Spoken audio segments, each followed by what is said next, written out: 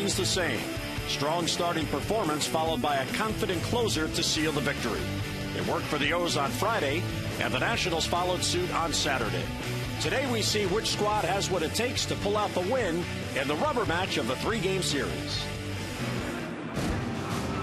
It is a beautiful Sunday afternoon in downtown Baltimore as the Orioles take on the Washington Nationals. It's the rubber game of this three-game weekend series. And hi, everyone. Jim Hunter with Jim Palmer, Bob, and FP in a moment. And, Jim, the final interleague game, but more important for the Orioles, they're trying to get the series and win 2 out of 3. Well, they are. And, again, this is all about winning series. The Nationals, 3.5-game lead, 41 wins. They're a terrific ball club. Orioles would like to make it to, 5-1 in series. And the other factor, and it's really important, Arrieta at 3-9, one bad pitch in his last game. He has to get back on track, and he's going to have to do it against a very good ball club. And Bob and FP, in this series, it's been all about the starting pitching. It has, Jim, and tonight, Ross Detweiler for the Nats. Not many ball clubs have a number 5 starter who throws mid-90s. Yeah, did a great job in relief of Chen Ming Wong last time. 3 2/3 scoreless innings, retired 11 out of 12 guys he faced. And what I like most about Ross last time, he took the bull by the horns, throwing 95-96 into righties. His tempo was great. He has a chance to reestablish himself as a 5th starter today. No doubt about it. He wants to start. He doesn't want to be back in the bullpen. So the O's and the Nats, it's either a season split or the O's win the series. Stay tuned.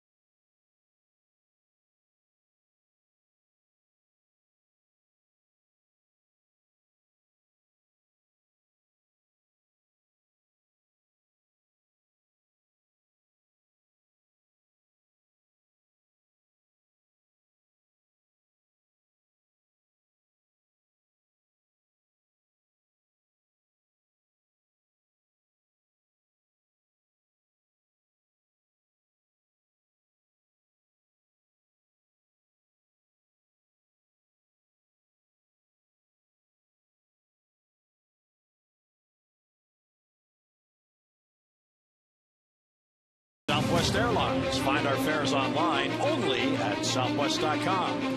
By Cholula Hot Sauce, the flavorful hot sauce with the iconic wooden cap. And by Jeep. Jeep and the unique brand of freedom you'll find only in the full line of Jeep vehicles. Visit Jeep.com to learn more. It is a gorgeous Sunday and a capacity crowd filing in as the Orioles and Nats wrap up the series. Time for our Train game time temperature. Visit Train.com for an independent Train comfort specialist dealer near you. It's hard to stop a Train. 92 degrees, just a slight breeze, and oh, look at that humidity. Very low at 28%. Partly cloudy skies. And here's a look at the Dodge starting lineups. See your authorized Dodge dealer and experience a world of performance, design, and fuel efficiency. Schedule a test drive or go to Dodge.com and check out our powerful lineup.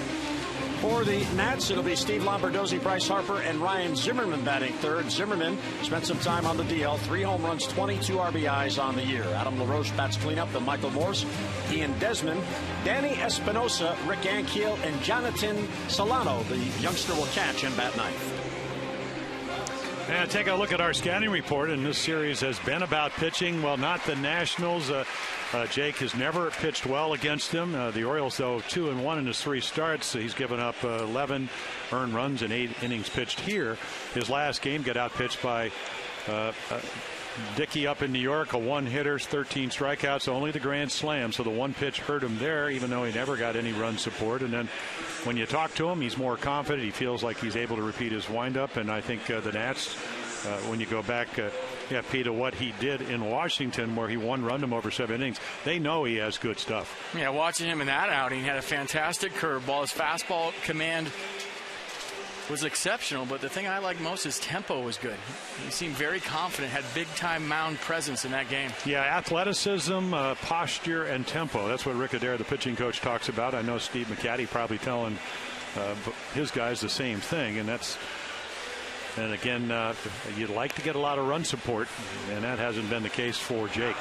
And today it's the rubber game of the 3-game series, and the interleague numbers for these teams. You see the Nats have gone 10-7. The Orioles have gone 10-7. Really almost a carbon copy. It's like looking in a mirror. Yeah, I think really when you look, again, the Orioles, the best bullpen in the American League, it's that lower ERA for the Nats has to be that their starting pitcher has just been a little bit better than the Orioles. And we talk about the Nationals. They're 18-13 in a 31-game stretch where they play 32 games against either the NL East or the AL East. So today's the last day of that tough stretch for this ball club. And Arrieta ready to work and misses outside to Steve Lombardozzi, the switch hitter, batting from the left side. Lombardozzi at 268, has a home run and 8 RBIs. And again, missing outside 2-0. And Steve Molesky on MASNsports.com had an interesting article with Jake Arrieta talking about going back to the first base side of the rubber. And this one's hit towards short, backhanded by Hardy nicely. He turns and throws, and he gets it with that accurate arm. So 1 away in the first. Take a look at the defense, and you already saw Hardy, Tollefson, Jones, and Pierce. That's your outfield trying to match up against the left-hander Dedwell. Andino also in. He hits lefties well. Hardy, Roberts, Reynolds, and then Matt Wieters. Again, the all-star Gold Glove catcher. You would think he might get a day off. He said, nope, I'm in there. Off day tomorrow. Yep. I don't think J.J. Hardy saw that ground ball. No, a lot of white shirts. You got a lot of orange, a lot of red, and some white. I know Joe Simpson, who again does down in Atlanta, described him as an average shortstop, but I'm saying, boy, he hadn't seen him play much because he's terrific. No, he's a great defensive shortstop. Watch the jump right here. Kind of went to his left, saw the ball late to his right. If you've ever played infield or outfield during a day game, those white T-shirts can give you trouble. Harper to center field. That'll fall for a base hit. So he is on with a 1-out single. And there goes the no-hitter. Yeah, there we go. The FP tradition lives on. Well, it's true. If you're Jake Arrieta, you're thinking, you're not thinking no-hitter, but you're thinking, I'm just going to go, the process of starting pitching is one batter at a time, strike one, and until they get a first hit, you do have a no-hitter going. When does a pitcher start to think about it? I know everybody's different, so don't mean to put you on the spot, but when do you start to think about that? No, I had 5 one-hitters, 1 no-hitter. Probably 7th inning. 7th inning? Yeah, and again, really the scoreboard has a lot to do with it, too. Ryan Zimmerman? At the end of the day, and I think if you talk to any former good pitcher or even a present guy, Roy Halladay told me this. It's about the process. You can't think 7 innings, 3 runs. You got to think about, hey, I've gotten the first hitter out, second hitter, he can run. Harper, I got Zimmerman who's in a slump, but now it's all about Ryan Zimmerman, what I can do to him. And there's a pitch called strike on the outside corner by David Rackley. So 1-1 on Zimmerman, who was 5 for his last 48, batting just .218. Well, there was talk about him going back on the DL, getting a shot. FP, you and I talked about it. I had a number of quarter zone shots back, probably somewhere close to 120 years. I'm not sure you have to go on the DL, but that'll be a decision they'll be making. And I guess the premise of that was, and we saw it on Friday night, not quite getting the balls they used to get to. Not getting that extension, but if you do get a shot, usually it's 48 hours, 72 hours. You let that cortisone sit into the inflamed area, break down the inflammation, and hopefully it works. Got a shot of cortisone in my ankle once. They hit the bone. I reacted, and the needle was stuck in the ceiling of a training room when it was all said and done. Arrieta goes back to the outside corner and gets ahead 1-2. And Jim, what about moving from the third base side of the rubber back to the first base side? Why does it make such a difference? Well, he throws a little bit. He has a tendency to drift. So if you're way over at third, you're angled to the plate. Rick Odera said, listen, I get on the first base side of the rubber. It's going to give me an angle for the outside corner. And 1-2 is poked foul to stay alive. There's a good fastball or maybe a little cutter slider. But what they did a couple of work sessions before, they actually put a towel in the left-handed batter's box and had him way over on the third base side, and he actually worked that well, kind of get him to at least philosophically say, you know what, I'm going to move over. I feel like, again, when you're 3-9, you want to make adjustments, and hopefully this will help him with his commands. Again, it's not about the stuff. And it's outside, 2-2. Kind of like on a tee box, right? Well, you get to one side of the tee box, opens up the other side of the fairway, same deal. Yep. And if you fade the ball, you usually want to stand way on the right side and use the whole fairway. And this is just, again, what's your line? Can I, can I be good with my front shoulder, my steering wheel, take me where I want to go? Well, Jake Arrieta certainly is looking for more positive consistency. Since May the 8th, he has made 9 starts, and he has gone just 1-7. And his ERA combined in those 9 starts, 7.61. So he is at a tough time. Coming off a loss Monday in New York against the Mets, as again Zimmerman can't get around on it, but he fouls it off. That was the Ike Davis Grand Slam game that spoiled that outing for Jake. No, I was talking to him, and again, that inning started 3 hits through 5 innings. R.A. Dickey would again go on to pitch a 1-hitter with 13 strikeouts, but Dickey hit a curveball into center field. There was a walk, there was a double, and then he tried to go in early in the count. And Ike Davis, who was hitting under 200 with great power, hit it over the center field fence. 2-2 is fouled back. That's a little better swing right there. So 7 pitches already that Zimmerman has seen. And Davey Johnson told him he wants him to be more aggressive. Feels like he's trying to go the other way too much. We'd like to see him pull some baseballs. And you see the swings right now from Ryan. Very aggressive, trying to catch that ball out front. In watching him hit, it always seemed that he could drive the ball away to right field and back quick enough to take the ball in the inside part over the left field fence or hit it to left field. 2-2 is hit towards the gap in right center field. Adam Jones on the run, glides over to it and makes the grab. Steve Pearce got in his way, but no harm done. And 2 men down as Harper is back to first. It's going to look, Jim, at Arcia inside the numbers. I'll take a look again. I mean, so again, it's not about stuff. Can you get it over? Change up. It's come down a little bit. It used to be 88 curveball. And again, the strike percentage you'd like to have a little bit higher. But then again, if that's what you do, use your fastball. I think what I see is you'd like to have your strike percentage a little bit higher. And again, the other number, that 59% on the slider. Again, when you throw as hard as he does and you make mistakes with your slider and you see that 340 average, it tells me that he's not finishing it. And tilt, in other words, can you get the ball not only to slide but to slide down and stay out of the middle of the strike zone? Inside the Numbers brought to you by Kia Motors. To learn more, visit kia.com. Well, here's Adam LaRoche, the cleanup hitter. And LaRoche, 13 home runs, second most in the NL East. How about that? We nicknamed him Cool the other day because everything he does is cool. The way he fields a ground ball at first base, the way he swings. Everything very easy, not a lot of effort. Well, just looks cool. Cooled one out of here last night off of Wei and Chen. He creates so much backspin with the way he finishes. You see one of 5 NL players with at least 4 home runs in April, May, and June. Pretty good company right there, but the way he stays through a baseball, it creates so much backspin with that high finish with the right arm. He'll hit those helium ball home runs to where they look like they're pop-ups. They just carry right out of it. That's pretty much what the one last night looked like. He got a ball, a fastball inside middle. Chen was throwing the, maybe not ball by him, but again, so deceptive they weren't quite getting to it, and he just flied out to deep right field and went about 5 feet over the wall. He said, that's the only place I can hit it. I mean, I'm sure he's joking, but the average 4, 4, and 5 home runs. So he's been very consistent home run wise, but the average has dropped since April. Arrieta behind 3-0. Hit it right to Hardy, a shot. And Hardy will play at the first. Boy, 2 hard chances for J.J. Hardy in the first, and he plays them both perfectly. A base hit, 1 left. We head to the bottom of the first. Nats nothing, and here come the Birds.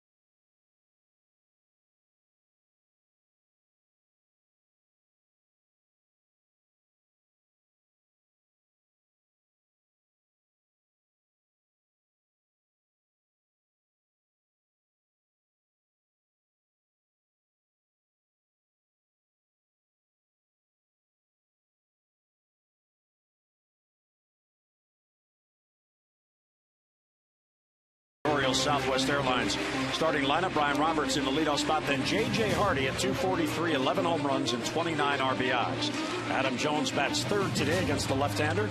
Matt Wieters will bat cleanup. Then Mark Reynolds, Steve Pearce, Ronnie Paulino, Steve Tollefson, and Robert Andino. Buck Showalter has, if you bat right-handed and you're healthy, you're in there today lineup.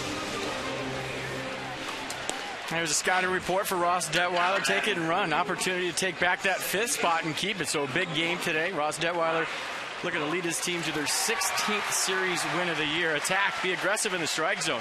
Last time out against Tampa, came in out of the bullpen, was throwing 95-96 hard into righties and tempo. Speed up his tempo dramatically last time. Got the ball and threw it. So we'll look for all of those things from Ross Detweiler. 2-seam fastball, 4-seam fastball, low to mid-90s. Curve and a change to go with it. Yeah, you look at all those numbers and they're pretty impressive. He just said he lost his aggressiveness and found it, or at least refound it.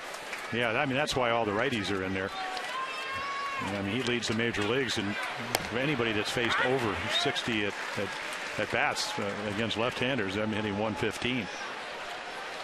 Well, Brian playing the day game after night game with a day off tomorrow, coming off a day off on Thursday, so playing 3 straight days. And he's got a 3-game hitting streak working, 4 for 12 in that span. Nationals have the best pitching in baseball. And Robert slaps it foul. The Nats team ERA is an amazing 2.96. And to give you a perspective, the Angels have the best ERA in the American League, and they're at 3.43. It's been 23 years since an entire pitching staff has finished the season with a sub-3 ERA. 1-2, he got him on an off-speed pitch, swing and a miss, and he'll be tagged by Solano. So Ross Detweiler, who averages about 7 strikeouts a game, gets a strikeout 1 away. Yeah, pretty good curveball right there from Detweiler. Down and in. Roberts can't hold up, and I think that pitch probably set up by the fastballs on the outer half. So. Well, it is worth repeating. Davey Johnson on Detweiler's return to the rotation. In his last 2 starts, it was kind of like pitching defensively, kind of not attacking the hitter. I think staying in the bullpen, if anything, helped him. And he gets the first out here in the first and deals a strike to J.J. Hardy. Well, when you come out of the bullpen, you have to be ready. You can't feel around for your pitches. You have to pound the strike zone right away, and I think maybe Ross got away from that a little bit. His last start against Baltimore, if you remember, 5 innings pitched, 9 hits, 6 runs. 6 of those were earned. In the start before that, he gave up 5 runs. So you get a second chance, you take advantage of it. Yeah, whether you're starting or you're in the bullpen, you'd like to be in the moment. And I think out of the bullpen, a little easier to do that because it's easier to focus.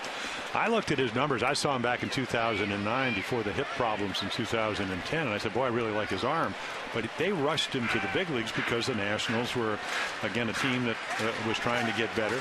So he was in the big leagues at what, age 22, 23, 200 and maybe 10 minor league innings. Hardy fouls it off to stay alive at 0-2. But I don't think there's ever been any doubt that he has the stuff. I mean, I just kind of ran into him on Friday. I said, how's everything? He said, oh, a lot better. I just feel more confident. And a lot of that, does success build confidence or does confidence build success? With him going to the bullpen allowed him to focus. And if you look at his numbers, it really gives you an idea of just how deep this Washington staff is. In the starts he made, the 9 starts before going to the bullpen, his ERA was 3.88. I mean, it wasn't as if he was giving up a ton of runs. As Hardy, it's a lazy fly ball to right field. Harper battling the sun, and he'll make the grab and 2 men down. Let's hit the defense for the Nats today behind Ross Detweiler. Lombardozzi, Ankiel, Harper in the outfield. Desmond Zimmerman on the left side. Espinoza, LaRoche on the right side. And the spark plug behind the plate, Jonathan Solano. Spark plug. Plays with a lot of passion. Likes to pump the fist every time something goes well for his ball club, and we have grown to love this guy. Adds a lot of energy on the days he catches. And he's also hitting well, I see. Yeah, 385 will get you in the 9-hole every time. Well, it'll get you liked, too. What did Davey Johnson said? I just kind of focus all my energy on today. But he said, I want him to like me today and then hopefully like me tomorrow. Adam Jones, first ball swinging, hits it to right, chasing Harper back near the wall. He'll make the catch. So Jones swinging at the first pitch, and a 3-3 down inning for Detweiler. We'll head to the second in Baltimore. No score.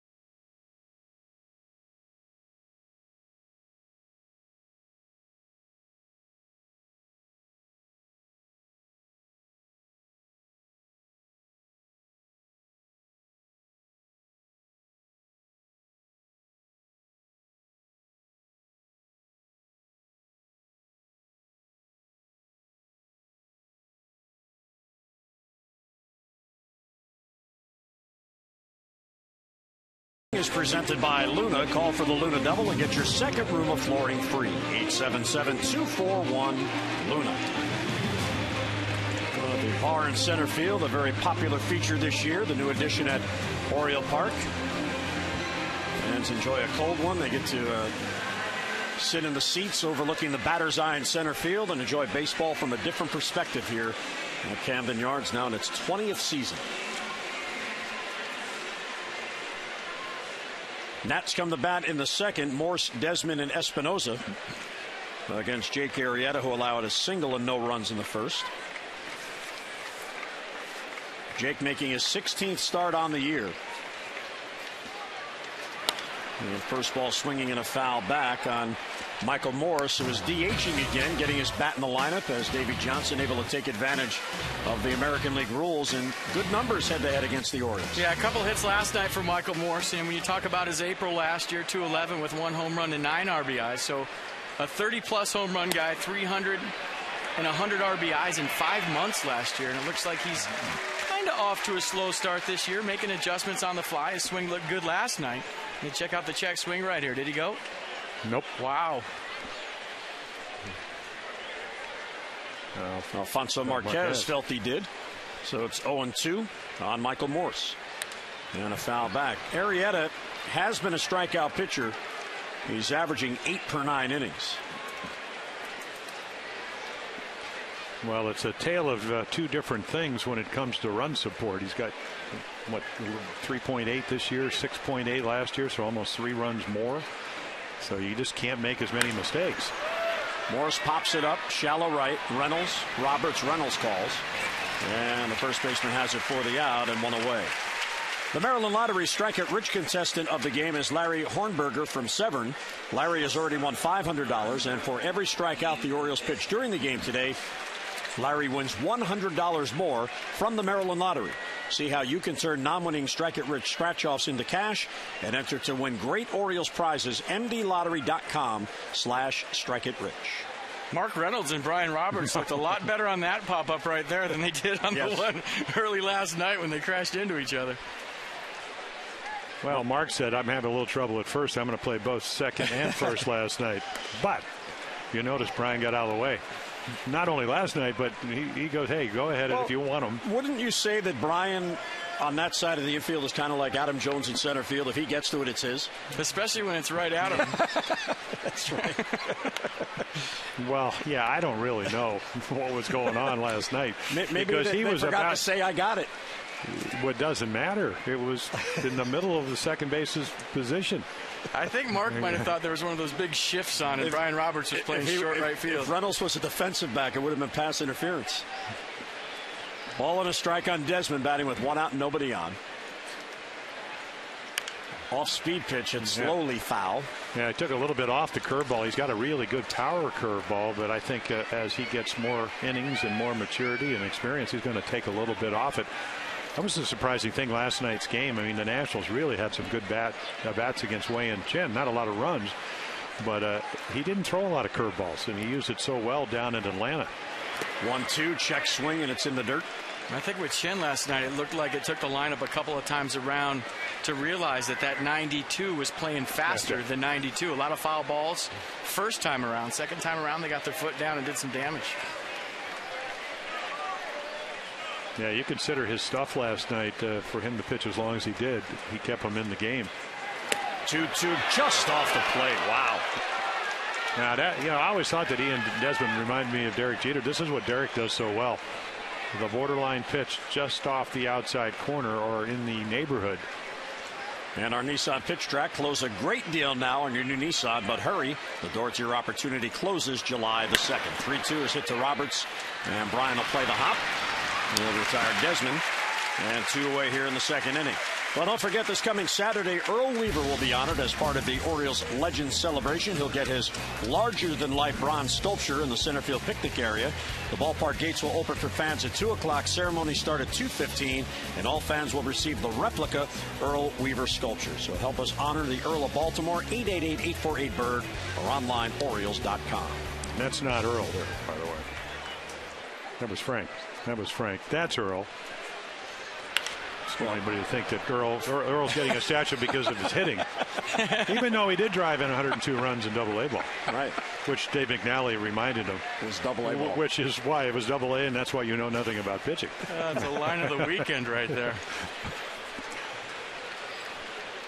There's Frank Sculpture in center field, soon to be joined by Earl, and 2 weeks after that, Mr. Palmer, and then others. And others. And others. That's what Bob Carpenter. By the end of the year, there will be others out there. Well, that's what Bob Carpenter said last night. Now, he was going to commercial, but I'm not taking it too personally. He's talking about Frank. Yeah, he blamed the producer. I understand. Boy, and he better. Espinosa takes high. I'm pretty sure others has never had a statue.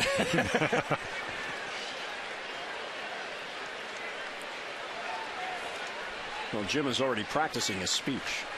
It's like going into the Hall of Fame. No, I didn't. I just wrote some notes. 1-2 on Espinosa, who has really struggled from this side of the plate. And the 1-2 is hit to center field. There's a base hit. Well, I ran into him today, and I said, I thought you were a pretty good hitter left-handed last year. And he said, well, I was. And he said, this year it's all from the right side. I've been trying to make changes. I said, but at the end of the day, you know what? Look, what do you do best? He said, oh, I hit fastballs. And I said, were they throwing you a lot of breaking balls? Yeah. He said, yeah. I said, well, why don't you wait till you get to 2 strikes, and then you got to fight everything off. And that's exactly what he did. Pretty good advice. I mean, you got to have, you know better than anybody, because you played all those years. You got to have a plan, and then you got to scuffle and cover everything when you get to 2 strikes. And when you're struggling, that little man in your head talks to you up there. And even if you're going to swing at a first pitch fastball, and that's the game plan, they throw a get me over curve, you swing at it anyways. But you saw right there, you talked to him today, took some pitches, got to a 2-strike count, then you look fastball, and if he throws you the curveball, you get it out front just like that. And then you hope he makes a mistake, and that curveball was up. But when you strike out a lot, Jim, like Danny does from the left side, sometimes as a hitter, you're afraid to hit with 2 strikes. And what happens? You swing at the first pitch, and then you get 1 strike on yourself, and you're thinking, well, I don't want to get to 2 strikes. So you expand your zone with 1 strike, and inevitably you find yourself consistently hitting in a 2-strike count. Because you don't want to, you end up there by not having a consistent game plan. I think Danny's been heating up from both sides lately. He looks good. 1-1 to Ankiel is right there at the knees for a strike. Real good pitch, and it's 1-2. Here's the Rick Ankiel hits by location, so the hot zone, he loves it in the middle of the plate, either out or in. So belt high, I guess. Yeah, he doesn't like the high pitch. Yeah, the book is climb the ladder with 2 strikes. Well, let's see if Arrieta can do that. 1-2 the count on Ankiel, batting 8th, and he got him. Oh, good pitch that was darting down and away. First strikeout for Arrieta, 2 out, hit and 1 left. We're through 1.5, no score.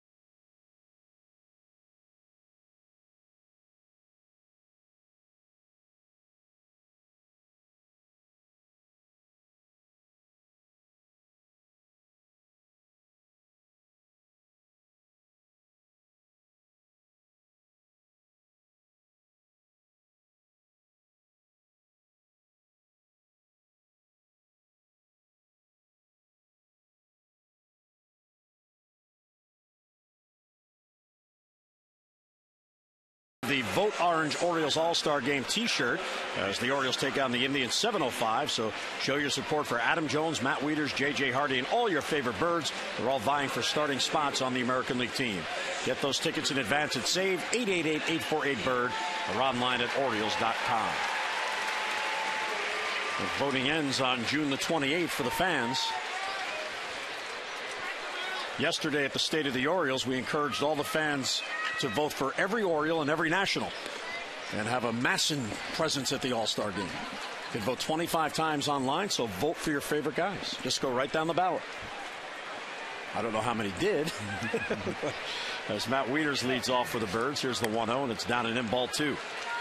Matt 1 out of 8 in the series. He's in a 4 for 23 with no RBIs over the last 7 games. Well, the home runs are down, and he hits 7 in April. So early on, a lot of home runs.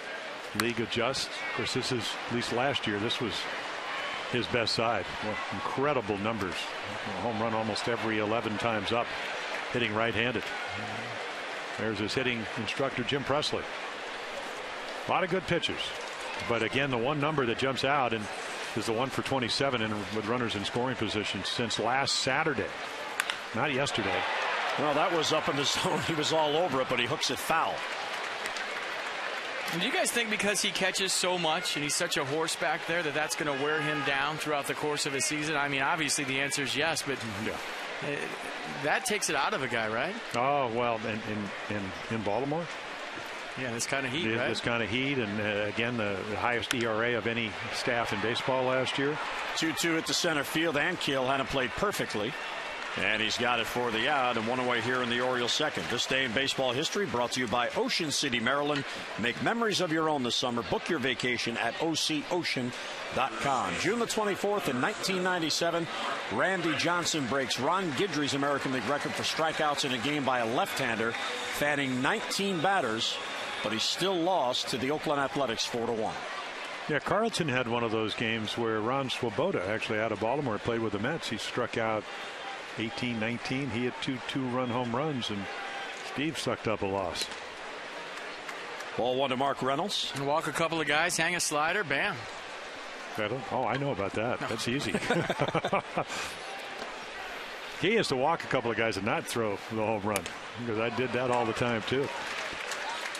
Reynolds swings through it. It's a ball and a strike. Detweiler averages about 7 Ks per game while walking 3.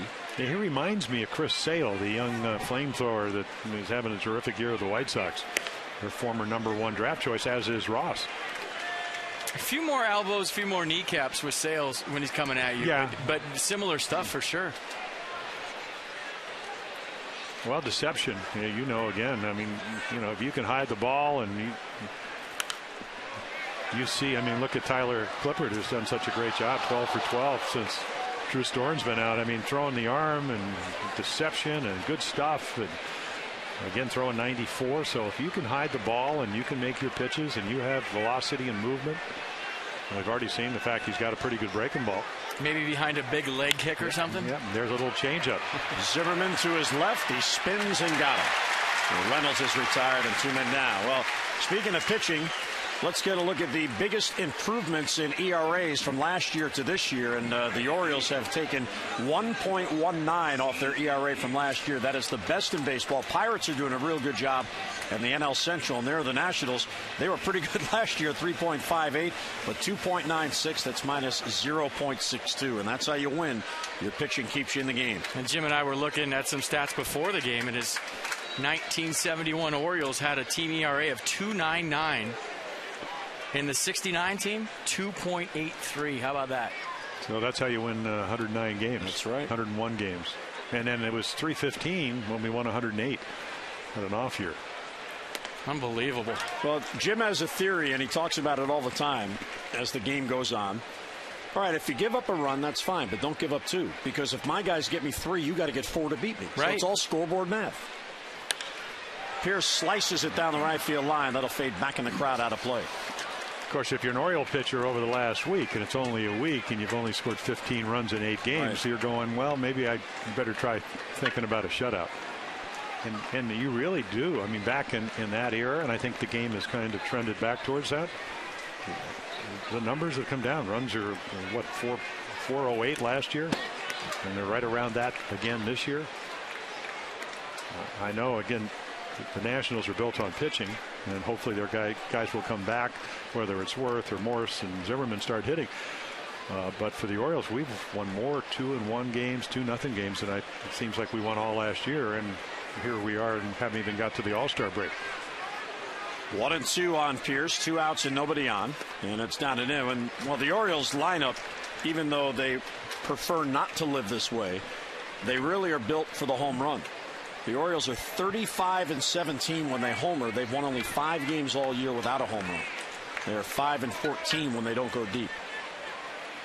2-2 to Pierce. Good eye. Takes it low, ball 3. When you play those games throughout the course of the season, a lot of one-run baseball games and their dogfights every night, guess what? If you're lucky enough to get into the playoffs or play meaningful baseball in September, you've been there, done that, to where maybe other teams are blowing people out, having laughers every night. You know how to handle yourself as a ball club, whether it's the Nationals, whether it's the Orioles, in close games, because you've been doing it all year. Pierce goes through the changeup. He strikes out, so 3 up, 3 down for a second consecutive inning. We play 2 at Camden Yards. No score.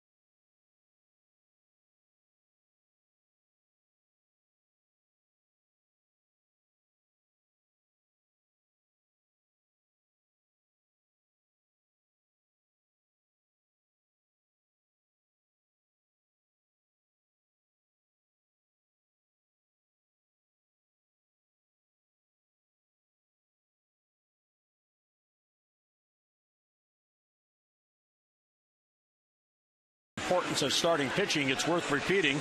Good pitching, you see it every year in the playoffs. A pitcher's on top of his game, a hitter's on top of his game. The pitcher's going to win that battle. That's why it's in such demand, and it's the reason that Washington is having such a good year. Their bullpen's doing well too. That's a good team, and it starts with their starting pitching. Some of our improvement has been because of that as well. The Orioles are 9th in the 14-team American League in starting pitching. They're at 26-26. Davey Johnson's club leads the National League. Their starters are 29-20. And their starters ERA on the national side, 3.01. 2010 San Francisco Giants, world champions. Why? Because of their pitching. Starting rotation, bullpen. Their lineup was okay. Did enough to get by, and they ended up getting hot at the end of the season and won a World Series with the pitching staff. 1-1 on Jonathan Solano, leading off in the Nationals' third, the number 9 batter. Can't get around on the fastball, and it's 1-2. Yeah, I thought Edwin Jackson, who pitched very, very well through into the 7th inning last night, said it best. He said, I'm trying to be part of a staff that's going to be the best starting pitcher on that field that day. Something to be said about that. And on the rotations that you were on with the Orioles, you didn't want to let the guy in front of you do better than you, right? And he pokes it down the line for a base hit. Reynolds was off the line with the right-handed batter up. Solano hustling around and chugging into second with a head-first slide. There's a leadoff double for Solano. Yeah, a little tremor on that slide. Well, that's Mr. Energy right there. We call him Mini Pudge because a lot of his mannerisms, actions, a lot like Pudge Rodriguez. But watch right here. Does a nice job of taking a backdoor 2-seam fastball, staying on it between Reynolds and the line down in the corner. And then he's got one thing in his mind. This is going to be a double. I'm putting my head down, and I am going to dive, and I mean dive, into second base. That is his second double. He's playing in just his 6th game. Of course, the Nats have had all kinds of problems with injuries with their catchers. So Jonathan getting a chance. Wonder where the closest Richter scale is. Lombardozzi tries to bunt him to third, and he fouls it off. I like that move right there by Lombardozzi. And it's only the 3rd inning, and maybe you think, oh, a lot of teams swing away right here, but you take a run early in a game that you need, the rubber match of a series. It puts a lot of pressure on the opponent if you score first. Yeah, it also says something about your pitching. I always kind of liked it if they gave me an out early in the ball game, only because in the American League, call it arena baseball, but I think he's bunting for a base hit. And if he got it down, he probably would have beaten it out, even though Andino's a very good defensive player. But as a starting pitcher, didn't you feel like if your team got you a lead, that's all I needed? Oh, there's definitely that. I wanted to run, but if I was pitching and I was in trouble with a leadoff double, I want him to give me an out. And you take it. But again, I'm not sure that's what he was trying to do. I think he was trying to get him over and bunt for a base hit. 0-2 the count on Lombardozzi, who bounced out to Hardy at short on a nice play leading off the game. And the 0-2 is high, overthrows the fastball. Yeah, that's a perfect example. I mean, he's looking pop-up strikeout. He's got the overhand curveball. We saw Detweiler strike out Roberts. It's all right to throw it. You know that Steve wants to roll over, hit one to the right side, but you're at the count now, or you can throw it out of the zone. Maybe the strikeout hook. No, they're going to come in. Popped up foul back this way. As he just gets a piece. Yeah, Jake was talking about the grand slam home run. It was a 2-seam fastball. It ran back into the middle of the plate, and Davis hit it over the center field fence. And my theory on pitching in, and all the great staffs I pitched on, you pitch in when you're ahead or even, and this is one of those counts. So you can go in, and Lombardozzi's probably going to chase. That hit him. Wow, came down and in and hit him, and they asked if he swung at it. The appeal to third. Tom Hallion said he checked. So that is a hit by pitch and another base runner. Again, he's thinking strikeout, but it's in. It's a ball he's probably going to pull. So if you're thinking not to give him something to pull, you probably would have tried to drop it off the outside corner. Let's check it out. See, did he go right here? Yep. And that's why Jake Arrieta looked down at the third base umpire. So the Nats get a base runner. Solano at second, Lombardozzi at first for Bryce Harper. Now will he bunt? On his own, but Davey will never give him a bunt sign. Good hack, and he fouls it back. 0-1. Bryce Harper in the big leagues is an everyday player at 19 years old. It's funny when you guys are lucky enough to see this kid play every day. You just don't even think of him as a 19-year-old. Not even what you see on the field, but just in the clubhouse, talking to him, how he carries himself. Mature beyond his years as a person and as a player. Well, don't you think a lot of that has to do as you look at his numbers, and that's pretty impressive numbers, and is that he's always played with older guys. He's always had to match up and be more mature for his age. Yeah, played up his whole life, but I always give the other 24 guys in the clubhouse a lot of credit because they're allowing a 19-year-old to be himself. You know, back in your day, even my day, you come into a major league clubhouse, you speak when you're spoken to, you don't say a word, you just sit over in the corner. But to the other 24 guys' credit on this ball club, they're just letting him be himself, taking him under their wing. They're teaching him as he goes.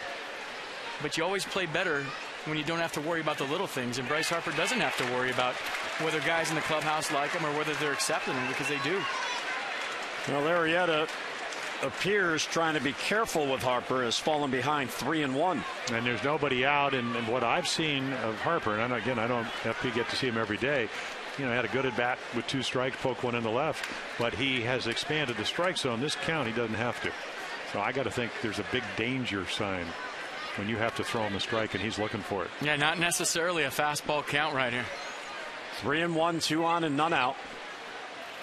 Arrieta gets the comebacker to second for one. Hardy back to first and a double play.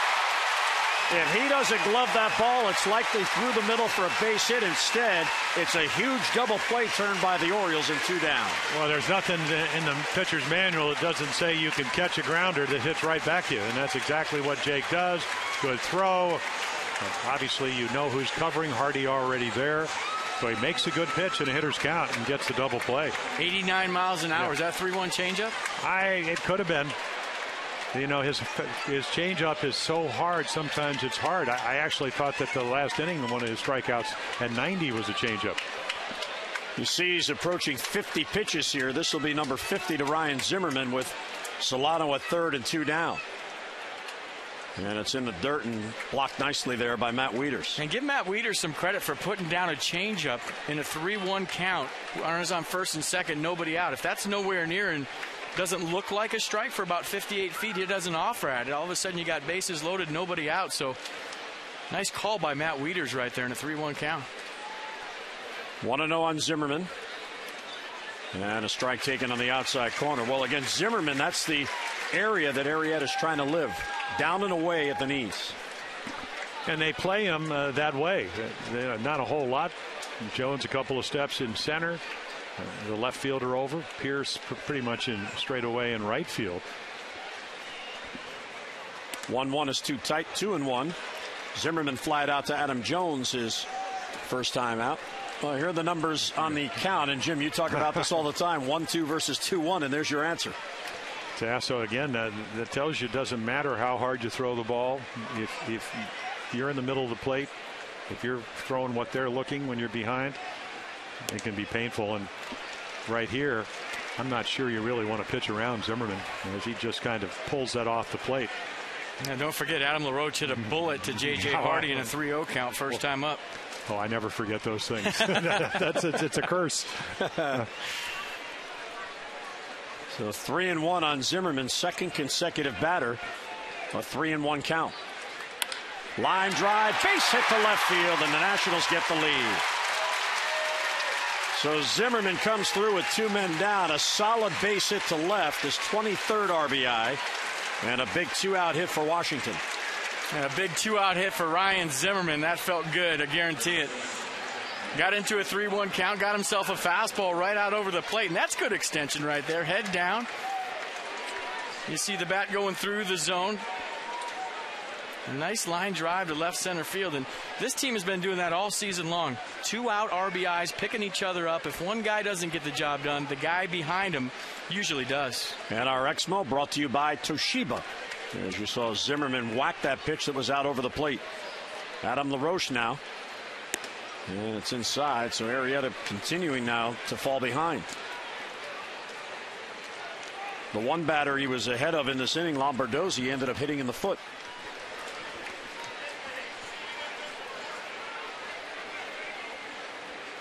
LaRoche bounced out to Hardy on a rocket that J.J. played on a hop, and that one's down in the dirt, blocked by Wieters. Yeah, you have to understand this is only the 3rd year for Jake Arrieta, so when you don't get a lot of runs, 2 runs or less, 10 out of your 15 starts, you think every pitch is crucial. So you're probably a little bit too fine. You don't trust your stuff. Pitch count goes up. It's hard to be perfect. And again, he gets himself into a lot of hitters' counts, and as we saw, over 400 when he gets behind 2-1, they're not missing him. Perfect example, Zimmerman, 3-1. He's looking for a fastball, ends up in the middle of the plate, and Ryan has a great at bat. How do you get to a point as a pitcher where you can trust your stuff? Experience, practice, fundamentals. I mean, is your windup, does it allow you not to throw the ball in the middle of the plate? Weak foul ball. Well, the Mid-Atlantic Sports Report is back at you tomorrow, 5 to 7. Tom Davis, Phil Wood, Dave Johnson, and Mel Antonin. A complete recap of this weekend series. The O's and the Nats. Mid-Atlantic Sports Report tomorrow at 5, right here on MASN. Yeah, we were always taught that fastball command's about repetition. If I asked you if you were pulling off everything, what would you do as a hitter? Close up. Let the ball travel a little bit farther. Let the ball travel, let it get deep. Maybe get jammed a little bit. Not too often. Try to go the other way. Just stay back, basically. Now, because of the Orioles' schedule, having had Thursday off before the series and tomorrow off, Tommy Hunter is in the bullpen today, and he's available to pitch. So there is one extra arm out there that normally Buck Showalter wouldn't have at his advantage. There's Tommy right in the middle with the guys. 3-2, Zimmerman will run. And the payoff is slicing foul down the left side. I think the changeup for Jake Arrieta has been his best pitch so far today. He's thrown it when he's behind in the count. He's thrown it 3-2 a couple of times. It's got good arm speed, and it's been down the zone with good late movement.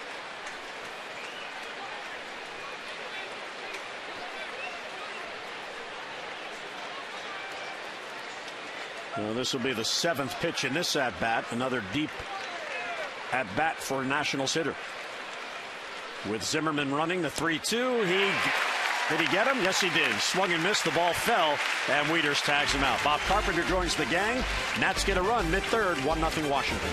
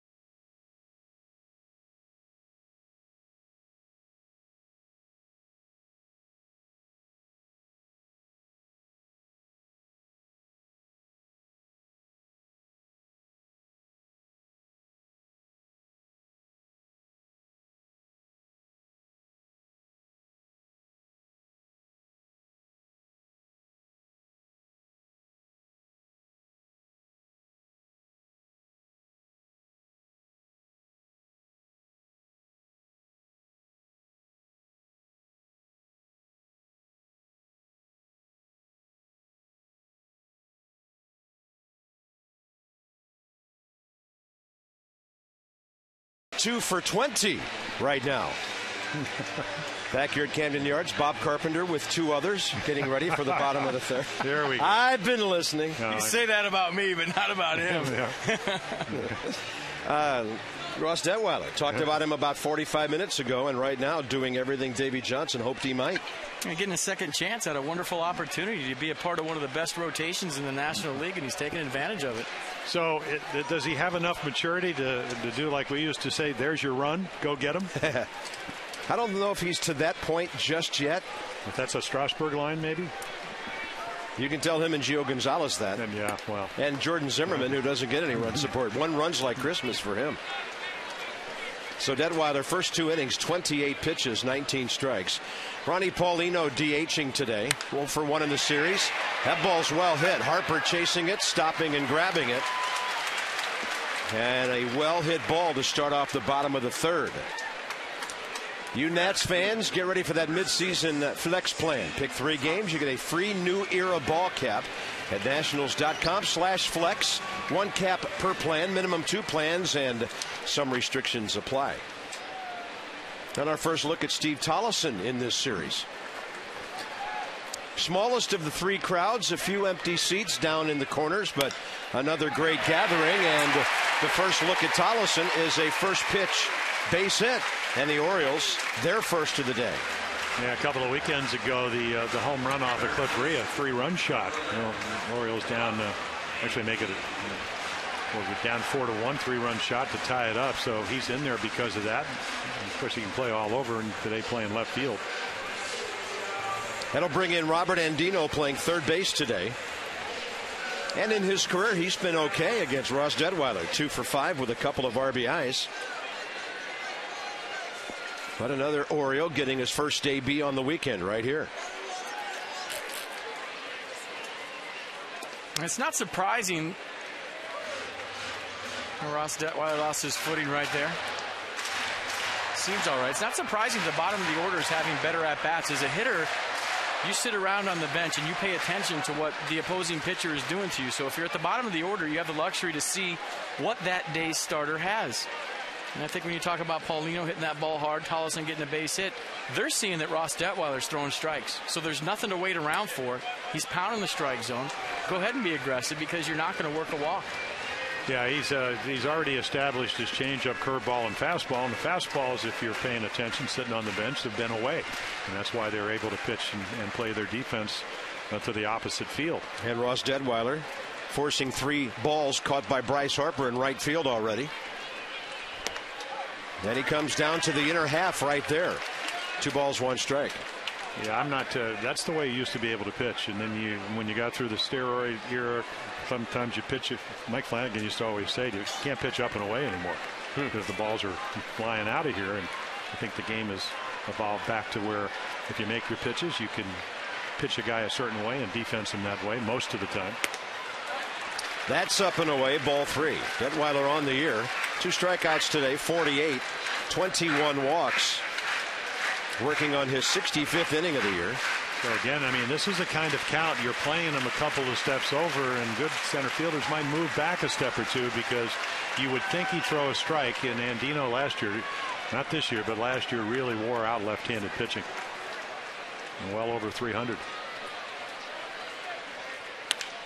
And a double play ball. Espinosa flips it in a hurry to Desmond, and then a tag by Adam LaRoche. And when he made contact with the runner, the ball popped out of his mitt. Ian Desmond had forever to make that relay, and it wasn't a very good one. And sometimes when Ian Desmond tries to take a little off the throw, that's when he has trouble being accurate. Good feed by Espinosa right here. Desmond, knowing he has time, just kind of nonchalance the throw, gets underneath it. And regardless if that run scores or not, a 1-run baseball game, that's going to cost Ross Detweiler some more pitches. Oh, yeah. And do you think maybe the fact that Tollefson gets down there so quickly, we saw some guys last night peel out of the way because it looked like it's a Rune Tate double play, that maybe that's why he had to drop his arm a little bit? Yeah, absolutely. Danny Espinosa did his job by getting rid of the ball in a hurry. So Brian Roberts, who can be known for having some extended at-bats, trying to force Detweiler into a whole bunch more pitches here in the 3rd. He struck out swinging first time. On a ball in the dirt. And then, of course, the other thing is, even though he only has 3 steals in 5 attempts in part-time action, Andino a definite 2-out running threat. Well, what he brings is the fact that Brian Roberts, who when he's healthy is a doubles machine, if he hits one up the gap, good chance to tie the game up because of his speed. Detweiler missing on the first one. It's one of those plays where you know if you're pitching, you can't let it bother you, is that your guy should be hitting. Because that was about as routine a double play as you're ever going to see.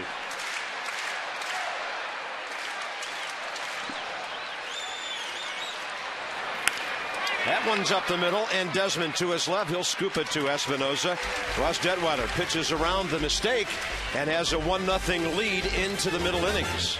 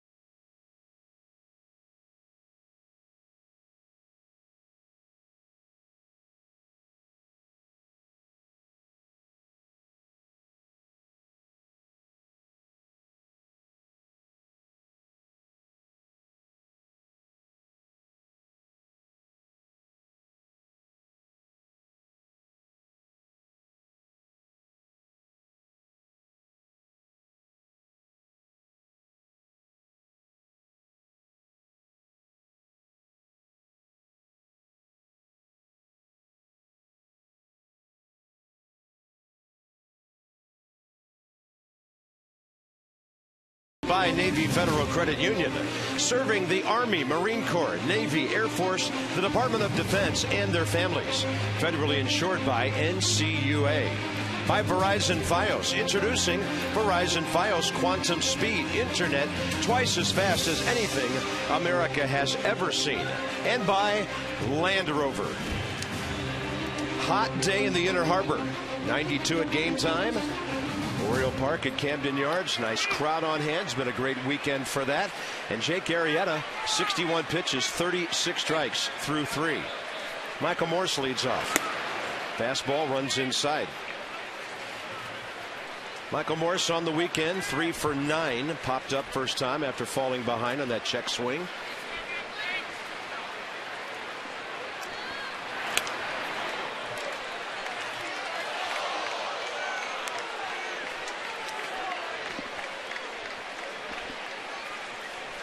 Arrieta against the Nats, 0-1. 3 starts career with a high ERA, as Jim mentioned earlier. It's over 7 runs a game.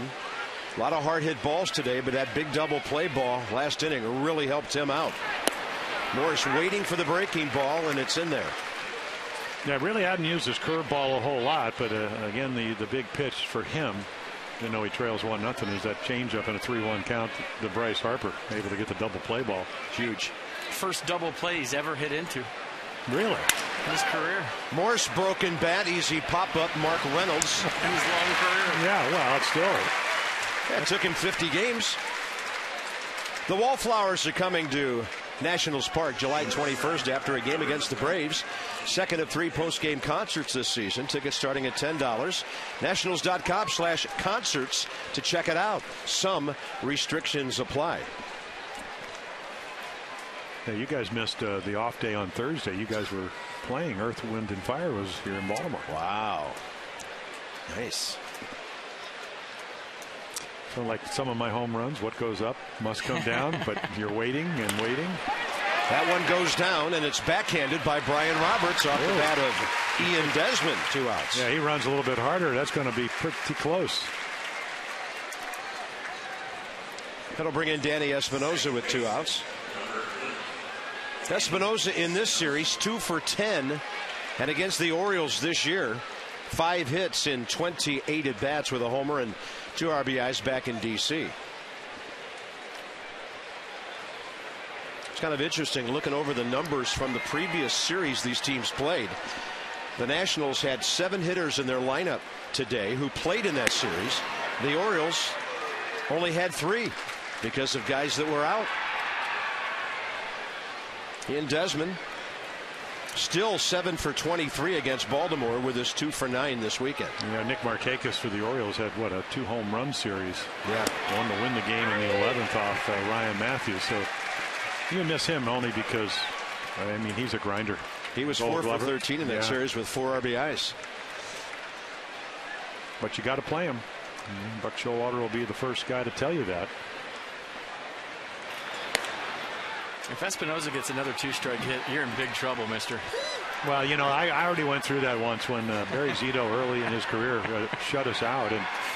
And Rick Peterson, who's now minor league coordinator here, runs the whole minor league pitching thing, used to have me talk to him. And he says something after he beats us later on. And Mike Hargrove, who's managed the ball club, says, see what happens? You know, you don't help our guys. I said, well, first of all, you never asked me to help your guys. And number 2, I said, I talk to him and he gives up 3 runs. When I don't talk to him, he shuts us out. I was trying to help. 2 balls and 2 strikes. Base hit here. Palmer will have a statue in 2 ballparks.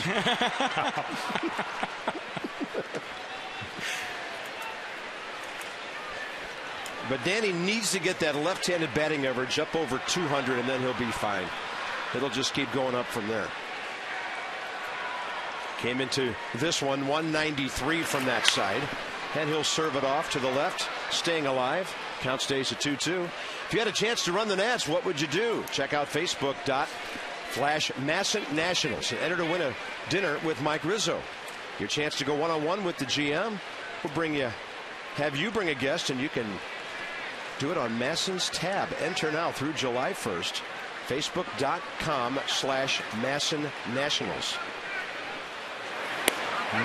Danny Espinosa is going to be punched out on a fastball, inner half. 3rd strikeout for Jake Arrieta, who gets his first 1-2-3 inning.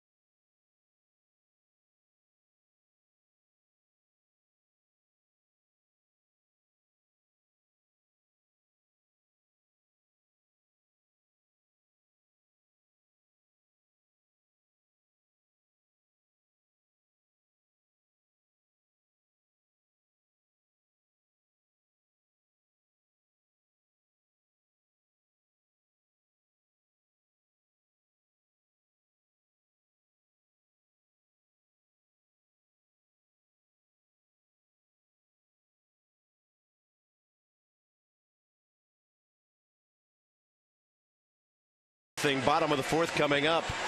Davey Johnson, worth repeating about his future with the Nats. He's not really worried about what's going on down the road. The way he lives his life, very comfortable.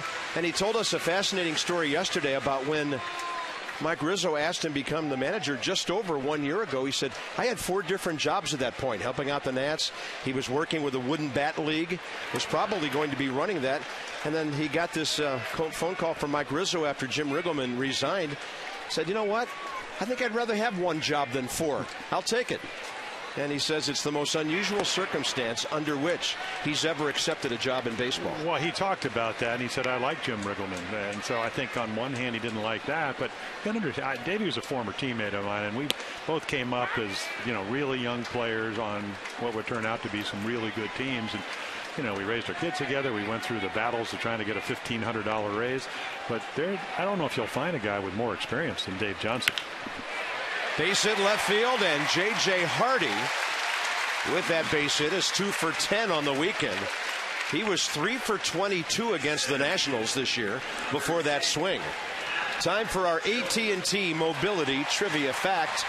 And Adam Jones, one of just 3 with Ryan Braun and Carlos Gonzalez of Colorado, who the Nats will see tomorrow. 40 doubles, 40 homers, 20 stolen bases since the start of last year. Yeah, he leads Colorado can play, man. Yeah. Well, so can this kid. And you saw last night Jim Presley talking about that home run he hit. He said it was out. I mean, he hit it and was gone. You were doing the game, and he hit it so hard it didn't have time to hook foul. Right. That was one of the few bad pitches that Edwin Jackson made. He got a slider up in the zone, and he just smacked it. Yeah, and just a bullet off the foul pole. He is going to obliterate his career home run mark of 25 set last year.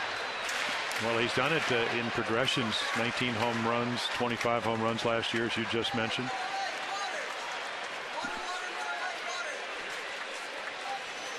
Detweiler on a good off-speed pitch. 1 ball, 1 strike. As it appeared Jones was geared up for the number 1. In his career, by the way, 4 for 10 with a homer and 2 RBIs against Detweiler, who fell behind the Orioles 6-0 in that Saturday night game in D.C. last month. Even though he's only 2 for 9 this weekend, Jones still 8 for 22 with 3 homers against the Nationals this year. That one will be popped up out behind second. Ian Desmond will take charge. First out here in the 4th, in the Washington area Toyota dealers will help children receiving medical treatment and their families at the National Institutes of Health. A donation for every strikeout of $37 to the Children's Inn at NIH. 2 Ks for Detweiler today and 48 for him on the year. Pretty good pitch right there to Adam Jones. It's always scary to throw a fastball into a power hitter. You got to get it in there, and he did. 94. Matt Wieters. And Nationals fans know this guy's better than this. 1 for 9 this weekend, 1 for 18 against the Nationals this year, and he gets a little base hit to left, and he'll take it. Certain guys against certain clubs, and he finally gets a base hit. Well, FP, you talked about making good pitches. The location of the ball is so important. That ball didn't quite get in, the one that Jones did. So again, the ball in the middle of the plate, you could usually barrel it a little bit better. And he's able to do that. Didn't hit it very hard, but again, if it's in, he probably hits it up on the bat. It's amazing. When I hurt my shoulder, I used to sit in the stands and watch McNally and Cuellar and those guys pitch it. And if you can keep the opposition from hitting the ball hard, the holes close when you have a good defensive club. Good point. Yeah. There's Mark Reynolds. Bounced out to Ryan Zimmerman first time up. 83 for a strike. Another good changeup by Detweiler. As a pitcher, I mean, what's your thought process when you do make the pitch to the spot and the hitter beats you? Just move on to the next one? Or? To learning, it's an information pitch. Again, you throw a guy a fastball down and away, he hits it the other way. I've learned something. He's got good plate coverage. And to do that, you have to have good balance. You have to use the whole field. So I want to know that before they get runners on. Right. And that's why the down and away fastball, that was the philosophy of George Bamberger, one of my first pitching coaches. Do you think that pitchers in today's game versus when you pitched rely on the catcher maybe too much and don't think about things like that throughout the course of a game? Don't read swings? I would imagine.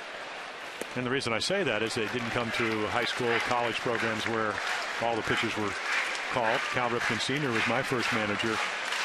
You called your own game, even at age 18. So it's part of the learning process.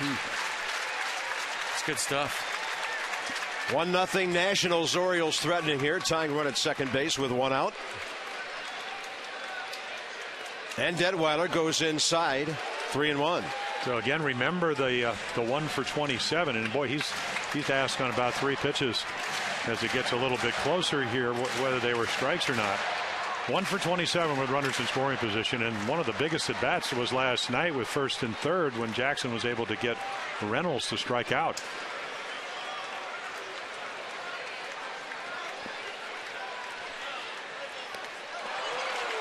'92 with good movement. Yeah, that was a key sequence with 2 men aboard, 1 out in the 5th inning last night. It was a 3-0 game at the time. And this is where, if you're Buck Showalter, you would love to start the runners, but with Mark Reynolds and his lack of contact, you can't. Nope, no way. Even though you have a little bit of speed.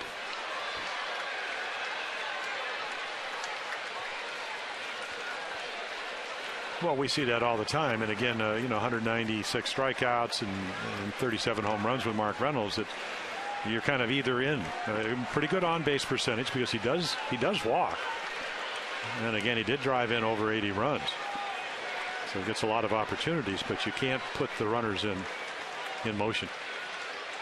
And a 3-2 that he reaches for and fouls. And if you did, and you're Davey Johnson, you would probably throw to second base and try to get Matt Wieters on the backside.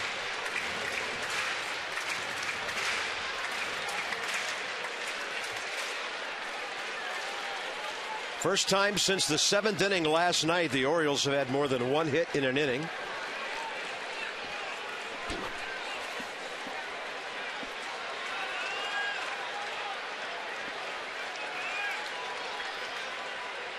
Detweiler, 95 for the strikeout. His 3rd of the game. I mean, sitting at 90 to 93 all day, and then when he needs it, he's got the reach back pop. Look at the sequence. Everything away right there. Climb the ladder in a 3-2 count. Good battle won by Detweiler. Pitch Tracks brought to you by Cholula Hot Sauce, bringing the heat and the flavor. Whoa. Cholula. Yeah, Solano moved in. He didn't get it in, but he did get it up. I always loved to pitch against guys like Mark Reynolds. You knew what the consequence would be if you made a mistake, but you also knew that the upside was pretty much what you wanted. And I'm talking about Killebrew, Frank Howard, maybe not Jim Rice, because who's in the Hall of Fame has his Killebrew, but they're either going to hit a home run or they're going to strike out, or maybe hit in a double play ball. And they needed a strikeout, and Ross was able to get one. And you figured if you executed your game plan, advantage you. If you didn't, advantage them. Yeah, well, it was usually going to be a monumental mistake because that's what they did, hit home runs. Reynolds, by the way, 62 strikeouts in 162 at bats now. That's upstairs 2-0 to Steve Pearce, who struck out swinging his first time. Ross Detweiler going to the changeup here with runners in scoring position. I wonder if he learned that from Livan Hernandez, who used to go soft when he was in trouble. I just think Ross is at his best when he's in attack mode. That fastball into righties, and he doesn't care, and he just lets it rip. That's close to the corner. Rookie umpire David Rackley didn't give him the call. 3-0.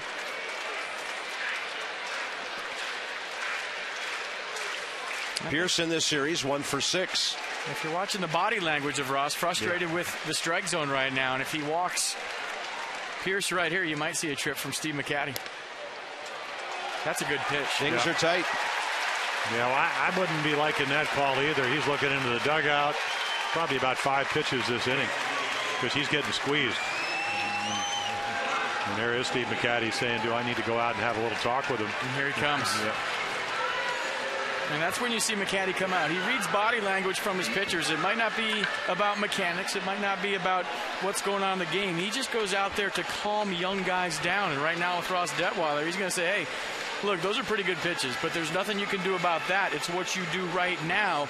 You're only as good as your next pitch. Turn the page. We got to make some big pitches in a big situation right here. Yeah, he'll go out and talk to him about being in the moment. He's got to get back into that moment. And let's see if McCatty waits long enough for the home plate umpire to come out and break it up. Well, that was an old Earl Weaver trick where he'd get tossed. Of course, now if you mention anything, you're gone. Now he may just say, hey, plate's getting a little bit tight, which it has.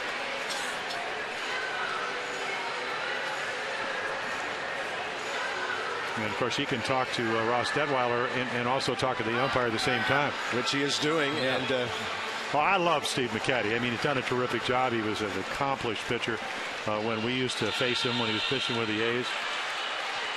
And a great sense of humor, knows what he's talking about. Good guy to have as your pitching coach. So Ronnie Paulino, who had never faced Ross Detweiler until today, lined out to right first time, and he bats here with the bases loaded, 2 outs in the 4th. Pitch number 60 coming from Ross Detweiler. Started the inning with 39. Outfield around to the right. Check swing. Either a called strike or a swinging strike. I'm going to guess based on the last couple of pitches, swinging. Third base Hardy, second base Wieters, first base Pierce.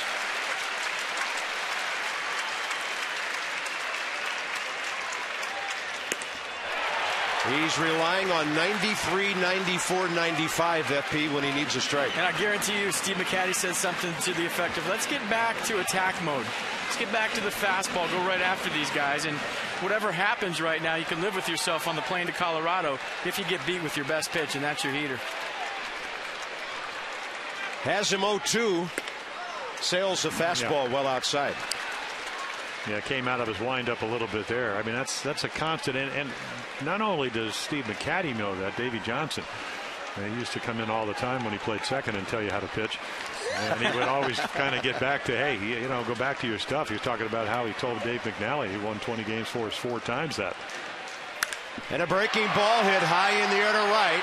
It'll back up Bryce Harper, but not to the track, and Ross Detweiler stands the second, third, and fourth Oriole base runners of the day.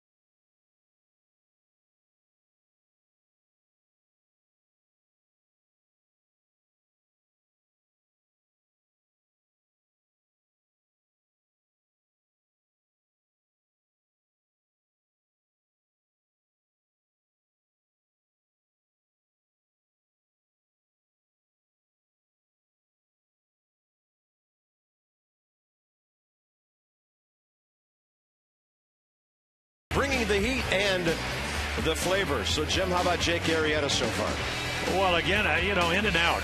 And we've seen this, you know, great stuff. And again, this is just kind of 2 guys that are hooking up in what we thought it was going to be, a pitching battle. Both of these clubs struggling for runs.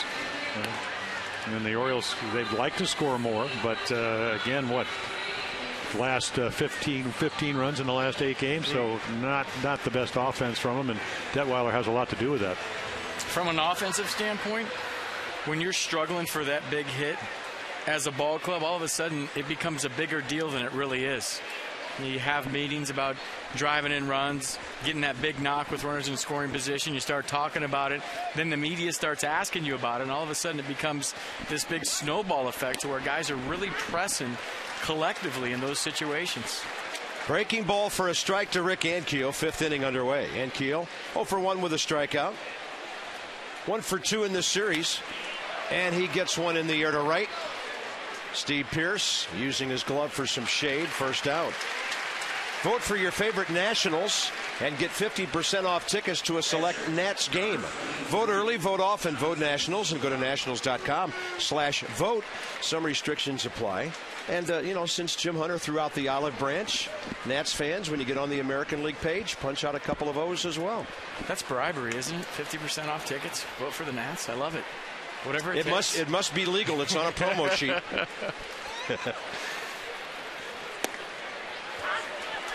Jonathan Solano is now 6 for 14 as a big leaguer. And FP, that swing he took 2 innings ago reminded me of his first major league hit down in Miami when he went opposite field for that double in a pinch hitting role.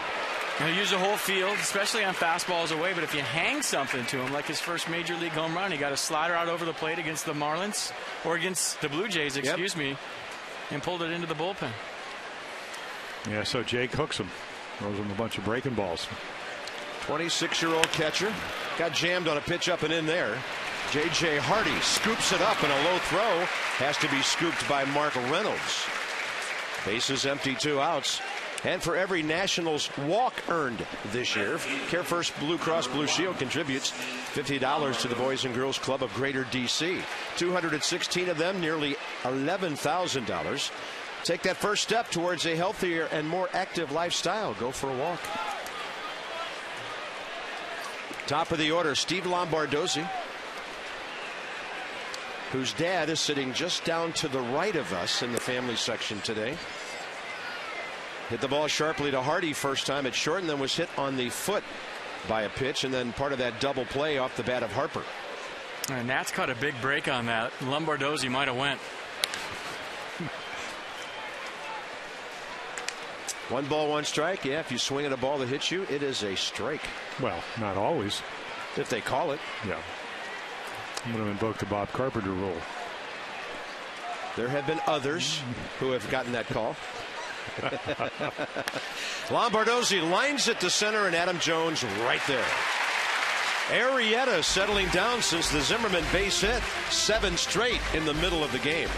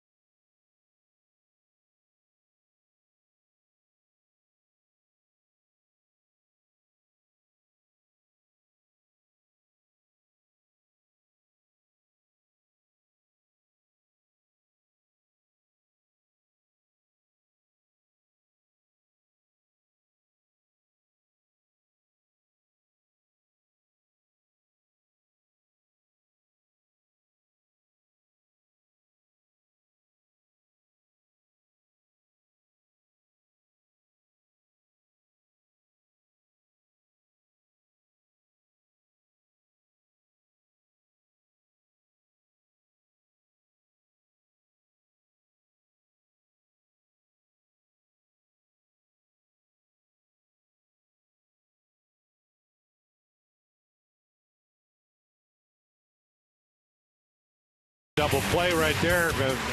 Bryce Harper bounces it in, and then Ryan Zimmerman, who's been struggling, the 2-out base hit. They give the Nationals a 1-0 lead. Solano had doubled. And then right here, some big outs for Ross Detweiler. Orioles, again, trying to get on the board. 1 for 29 with runners in scoring position over the last week. Ross Detweiler, 63 pitches, 38 strikes after getting out of that bases loaded jam. So he's got Tollison, Andino, and Roberts here in the bottom of the 5th.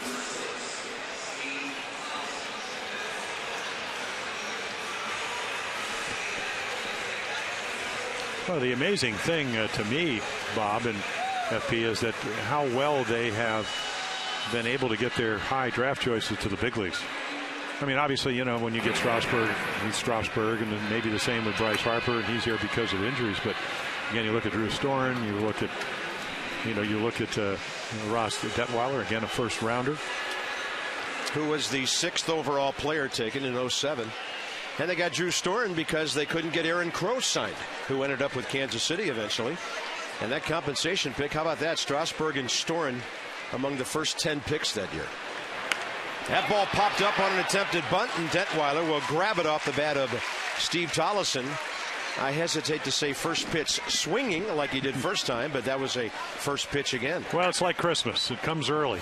You know, you want to get the first guy out. You want to make a good pitch. And you know certainly what Steve's trying to do, trying to get one down. He trailed by one, leadoff batter. He singled his first time up. When they bunt it back to you, they pop it up, you go, thank you so much. Especially after getting out of a bases-loaded jam the inning before. Yeah. Arrieta just had an 8-pitch inning in the top of the 5th. Here's Robert Andino, who hit into the 4-6 fielder's choice, on which the Nats failed to turn the double play back in the 3rd, but then Detweiler grounded out Roberts to end it.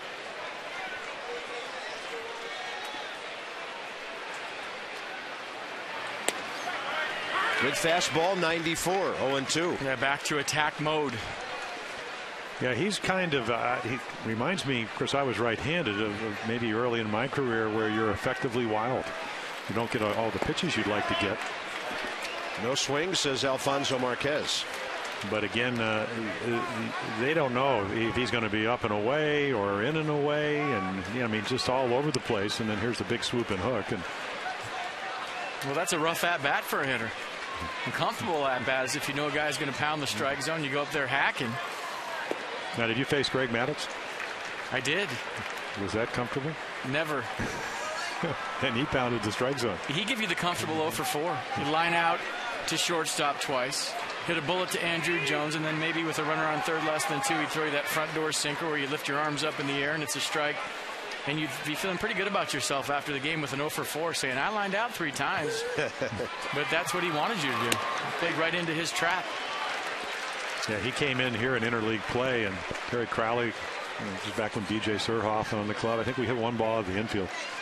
We didn't get a base hit, but yeah, it was, nobody wanted to get to 2 strikes because to get to the 2-strike changeup, and he's just strike after strike. On a 3-2 pitch, a broken bat, and Espinosa can't get there. Harper takes it on a hop, and Robert Andino has a 1-out hit here in the 5th inning, and the Orioles have 4 hits on the day. Cholula on the pitch track.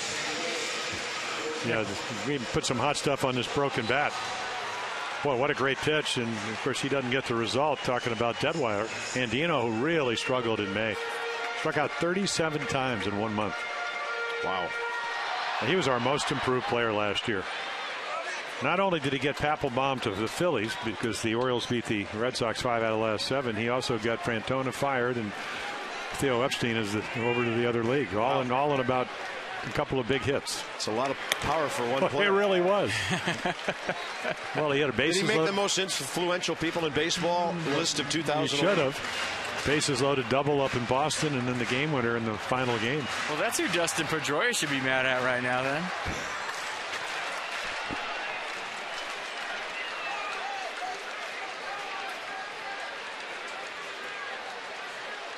So if it's not for Robert Andino, we may have never heard of fried chicken in the clubhouse. Well, we call it the curse of the Andino. Yeah, right. Curse of the Andino. I like that. And now Detweiler goes 2-0 to Brian Roberts, who's 0 for 2 and 3 for 10 in this series. Well, Brian's, again, we don't know what kind of power he's going to have coming off the concussion, not playing in 13, but he's a stealth hitter. He will look in these counts, get something up in the zone. That's a little bit too high. And then all of a sudden, here comes the doubles and the home runs. He's hit as many as 18 in a year. I think this strike zone has Ross Detweiler talking to himself a bit. That ball was up. But there have been some close ones just off the corner. 3 balls and no strikes. There is nothing on the outer edge for Ross Detweiler in the middle of this game, and the Orioles now have 5 base runners in the last 2 innings. And one of the important factors when you receive a ball is how you do it, and it looks to me Solano's doing a great job. I mean, he's just holding it there. I always talk about a firm glove and maybe just subtly bringing it back into the zone. Well, as a pitcher, if you're not getting a corner, do you keep fighting it or do you go somewhere else? Well, maybe you have to have him sit a little bit as we look at Wong getting ready. Kind of you got to move the ball over a little bit. But I'm not sure he's capable of doing that. If you're pitching and the umpire is not giving you the outer third, and you feel there's a strike there, do you just disregard the outer third and start pitching in? Well, you throw it for the middle and hope it goes to the outer third. That's the Davey Johnson variable chance deviation theory. He's flying open right now. Lost his release point. And behind another hitter, J.J. Hardy, you saw Chien-Ming Wang warming up. Now, you don't want to mess around in the middle of the plate to J.J. And here again comes Steve McCatty, the Nats pitching coach. I don't think this visit's going to be as friendly as the last one. Let's see. Trying to calm Ross down. You saw the emotion there after ball one.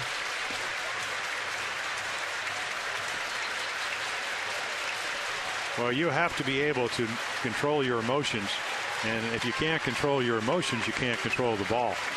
And maybe that's what Steve's saying. And he might also have something to say to the home plate umpire. Yep. He's going to turn his back on the ump just as he gets to the mound.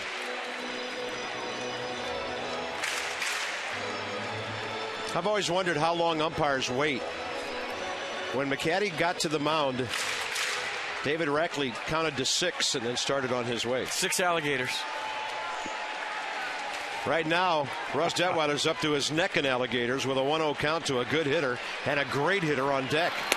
That's going to be a called strike. 92 miles an hour, the hot zone on J.J. Hardy.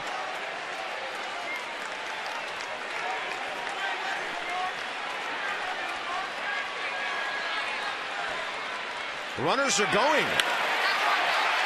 Zimmerman stumbles a bit, makes the play. And he kind of glitched on that play, and Andino might have scored from second. It'll be second and third, 2 outs. Yeah, so a hitter that he was more confident would put the ball in play, huh? Well, obviously, but I mean, it's terrific play by Ryan Zimmerman. That's why I won a Gold Glove, but I'm not sure. I don't know if you really want to. If that's a hit and run, which I don't think it was. I think it was just maybe he gets a good pitch, he swings, because you don't want to take the bat out of a home run guy. Well, the only thing you could question if that was a hit and run, you have a guy struggling with control. He walked the guy in front of J.J. Hardy, and you figure that maybe the wheels are coming off a little bit. And if you tell your hitter he has to swing at a pitch, now all of a sudden. Yeah. Well, that's a very. I think that was more of a straight steal because you had a little bit of speed. But as a hitter, when the guy's stealing at third base and you can see his jump right out in front of you from second base, if you think he had a good jump, you usually take the pitch because you want to drive him in from third with less than 2 outs. It's the one advantage you have as a hitter with a runner stealing third. You're looking right through the pitcher. You see him get a good jump. 9 times out of 10, you take that pitch so that he can get to third for you. Now all of a sudden you got second and third, 1 out, and that's a situation you love to hit him. Well, you want to turn your little mini slump around. Now 1 for the last 30. Get a hit. That's what Zimmerman did. He was hitting a little bit over 200 runners in scoring position on the year. Ooh. On a pitch up, Adam Jones fouled it straight back. So, and again, this account allows Ross Detweiler to pitch out of the zone. And it's not that Adam Jones can't hit out of the zone, because last year he had the second highest average right after Vladimir Guerrero. Did you ever play with Vlad? I did. Yeah, so you know how he could. Of course, he was a Hall of Fame caliber player, but really a Hall of Fame player. Yeah, he had no zone. You couldn't pitch around him. 1 ball and 2 strikes. Detweiler goes with a breaking ball that maybe fortunately for him was really up high. Yeah, tough situation right here for Ross Detweiler. They got Jones in a 2-strike count. You got Matt Wieters on deck, who had a single his last time up. So a little protection right now for Adam Jones in the on-deck circle in the form of Matt Wieters. Yeah, he also knows if he probably doesn't get Jones out, he may not stay in the game. Certainly like to hang around long enough to get the innings in, and because Wieters much better numbers against the left-handed pitchers and righties. Breaking ball hit to left. Going back is Lombardozzi. He makes the adjustment and the catch. The Orioles have stranded 6, and they have scored 1 run in their last 17 innings in this series.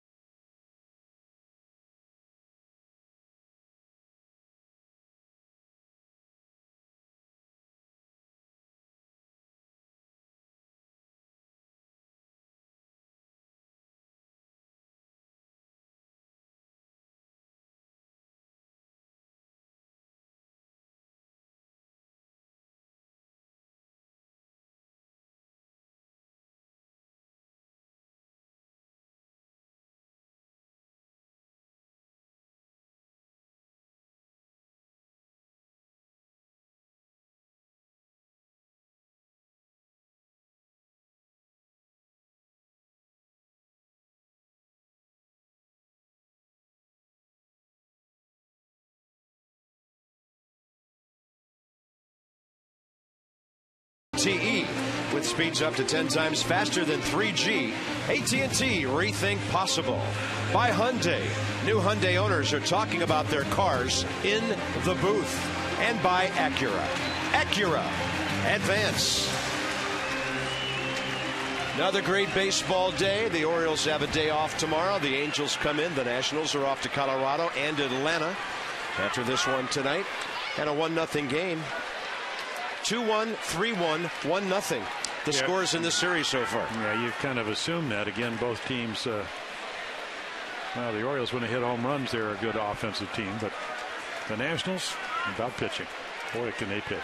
Bryce Harper 1 for 2 today. He's hit the ball sharply twice. And it took him well over 200 plate appearances to hit into his first career double play. He'll chop this one up the middle. He's got enough hair on it to get through, and Bryce Harper is now 3 for 10 in the series, and he is in there at second base, and that's at least the 3rd time he's done that this year. And that's the first time he's done it where the outfielder was not asleep. Adam Jones did a nice job of getting to that baseball and getting it in quick. But let's watch the run till they tag you offense, folks. Bryce Harper doesn't care. Jones taking a nice route right there, gets to it. He knows, gets rid of it quick, right on the money. And I think Harper's hand got in there just before the tag. And I don't care who you are. If you don't like that, you don't like baseball. That's good stuff. It's the way the game is meant to be played. Yeah, you guys talked about how mature he is, and again, you know, the wherewithal to know that Adam had to go to his left and throw against his body. Made a perfect throw. Yeah, he's done it before. And here's Zimmerman now with the runner in scoring position, and that one will move him out of there. So again, Arrieta, again the base hit, and this ball just gets away from him. I mean, well away from him. Because he doesn't pitch in that much. Very rarely ever hits anybody other than with the breaking ball. He's trying to get in on Ryan Zimmerman here, so he can't move the runner. Two-seam fastball got away. Yeah, and again, the last time he faced him, he had a 3-1 fastball for the only run.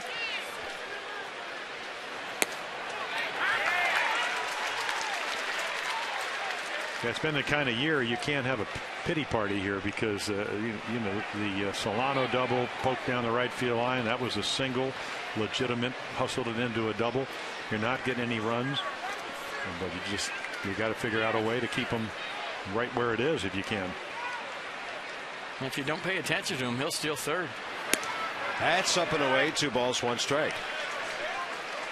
Well, Zimmerman, the way his luck's been going lately, you could just see that line drive back in the 3rd going right to J.J. Hardy. But he squared it up so well it had another gear and got over the shortstop. It has to be mentioned that Ryan, despite that low batting average, has really hit into a lot of line drive bad luck this season. Everything away, and he fouls it straight back, and the count's even 2-2. And let's go to Coors Field next. And that place is so spacious. I wonder if Bryce Harper's going to try to stretch a ground ball single into a triple. I tell you, outfielders play deeper there, and things fall in, and ground balls take a while. 2 veteran managers who ball clubs have really matched up well this weekend. We would call these National League type games in an American League hitter's park. Yeah, this is a great place to hit. But then again, what does good pitching do? It usually stops good hitting. 2-2 to Zimmerman with nobody out.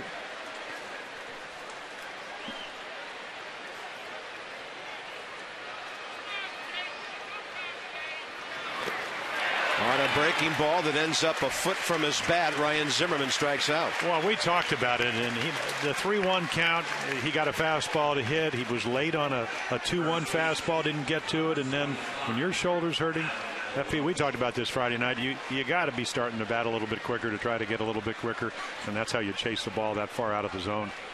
Yeah, I've never seen Ryan Zimmerman do that. There was no time when that pitch from Jake Arrieta was a strike at all. Big out for him. And Adam LaRoche now 0 for 2 today. 2 for 10 in the series. And only 2 for 20 against the Orioles this year. But that big home run last night. that off the bat did not look like it was leaving the ballpark. Craig Stammen.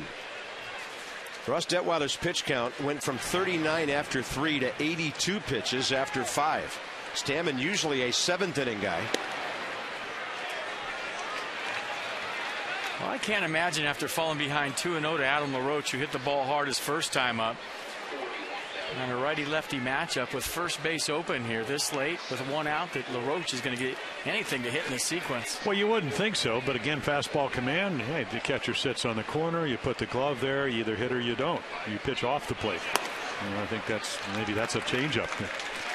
And again, most guys would like to have fastballs at 89. I might just walk them right here, and they're gonna.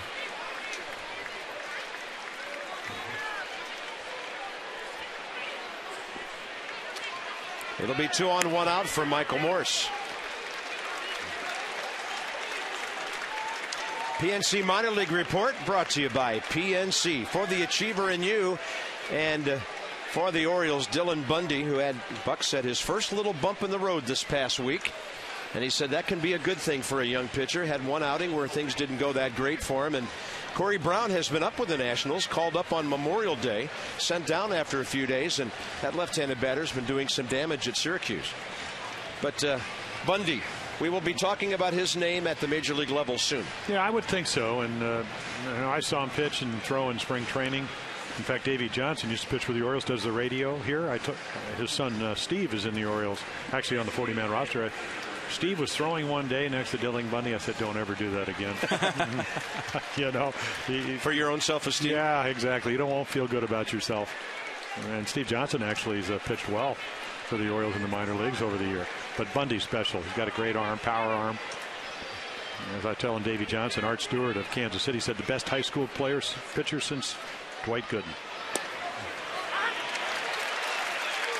Michael Morse has popped up twice to first, 1 fair, 1 foul. And this is where fastball command that you've been talking about, Jim, is so crucial, because I think right now they're going to try to pound Michael Morse in, and if you miss in there, you're in trouble. But that was a great first pitch fastball from Arrieta, hitting the spot, 94. And then he misses again, 94. So, and I think Darren O'Day, who can pitch just about every day, getting loose, pitch last night. But if you watch the film, you know he hit 31 home runs last year. You know the one he hit was a waffle shot. He waffled it to right center. So you know he likes, and if you watch last night's game, you know he likes the ball out over the plate. So can you throw it right there? I mean, that's really what pitching's all about. You have the stuff. Jake Arrieta, the first time I ever saw him spring training, I told him, I said, you have major league stuff. You just have to learn to be able to control your emotions and control your stuff. So far, so good in this at-bat. But again, when you get ahead, hitters, even the best, even the Wade Boggs of the world, are going to expand the strike zone. It's just the nature of the game. 1-2 to Michael Morse. Takes that big breaking ball. Well, and that was a pretty good hook. Maybe to get him thinking about it and go right back in with that heater off the plate. Orioles have left 2 men on base in the last inning, 3 the inning before that. Washington has 2 on here. Morse gets a piece of it, fouls it. And by the way, they just announced today's attendance at 41,794. The 3-game series draws nearly 134,000, an average of 44,661. So that's what's driving all the interleague these days. The fans just really seem to like it. And here, of course, both of the teams winning. I mean, that is so terrific for both of these franchises. 2-2. Morse on a big hook. 2 outs and 2 Ks in the inning for Arrieta. Now has 5 on the game. Now, you can tell your mom how to get Mike Morse out, but can your mother execute the pitches? And Jake able to do that, and then set it up with the 294 at the knees, down and in, and then the big swoop and hook. My mom's got a pretty good arm. Well, yeah. I don't think she's got a curveball like that, though. Okay, so she's going to have to use her changeup. Yeah, fastball in. She likes that. And now for the Nats, one of their best 2-out RBI guys this year, Ian Desmond. first ball hitter, so I heard last night. Notorious if it's a fastball. Takes that one on the outer edge. Willie Randolph, who was a third base coach, he's all those years with Pittsburgh and then the Yankees, used to drive Earl Weaver crazy. Don't ever throw him a fastball. And I'd go, ever? Yeah, how am I ever going to get him out then? I can't get my breaking ball over. Oh, not you. That one's got some serious run to it. 94 with movement. Well, what Jake was saying is he just felt more comfortable getting over his front side. And when you get over your front side, you can keep the ball down. You can stay behind it. And you can get the ball. You're throwing a two-seamer, you say just a little bit on the left side of the ball, so it will run. If you come up out, ball stays up, it stays flat, and they hit it. Can't remember the last time this guy's taken 2 fastballs in a row. 0-2 pitch. No problem to take that hook way outside. Now, I heard you guys talking about Ian Desmond early on. I mean, last year, and we've seen him as a leadoff guy, but he's talking about how he seems a little more comfortable hitting down in the lineup. Probably, if you ask the Nationals, the most valuable player with 2 strikes and 2 outs, especially in this situation. 2-out RBIs this year. Almost half of his RBIs have come with 2 outs. Not easy to do. And a 1-2 pitch. Good idea, the breaking ball, and Bryce Harper just stole third base. And nobody knew it until he got there. And maybe that takes that breaking ball away right here. Well, Waiters is awfully good, and of course we saw Flores to do it was like textbook last night. And right there you can get an idea. Yeah, Matt can block him and keep him in front of him with the best. And Harper may be anticipating another breaking ball. Easy steal. His 7th in 10 attempts. 2 of them in this series. And now Ian Desmond with a corner situation on a 2-2 count. He felt like he was on second base far too long.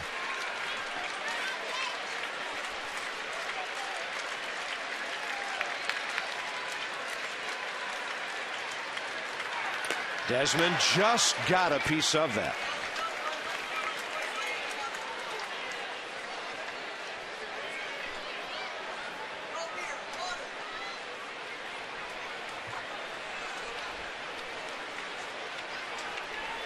Well, the count still allows you, if you're coming into Desmond, you can come in off the plate. You can't do it. I mean, you can try to do it 3-2, but you'll end up walking if you get it too far inside. So he's done a nice job of covering the outside corner, but looks like they're going to go away again. That's up and away with a fastball. A switch hitter on deck. Adam LaRoche will get a head start at first base with Danny Espinosa waiting. You go fastball right here in a 3-2 count? Probably not. Well, I would have, but yeah. What do you do if you're Jake Arrieta right now? I think it's going to be a slider. 3-2. It's a fastball that overpowers Desmond. And Brian Roberts is under it.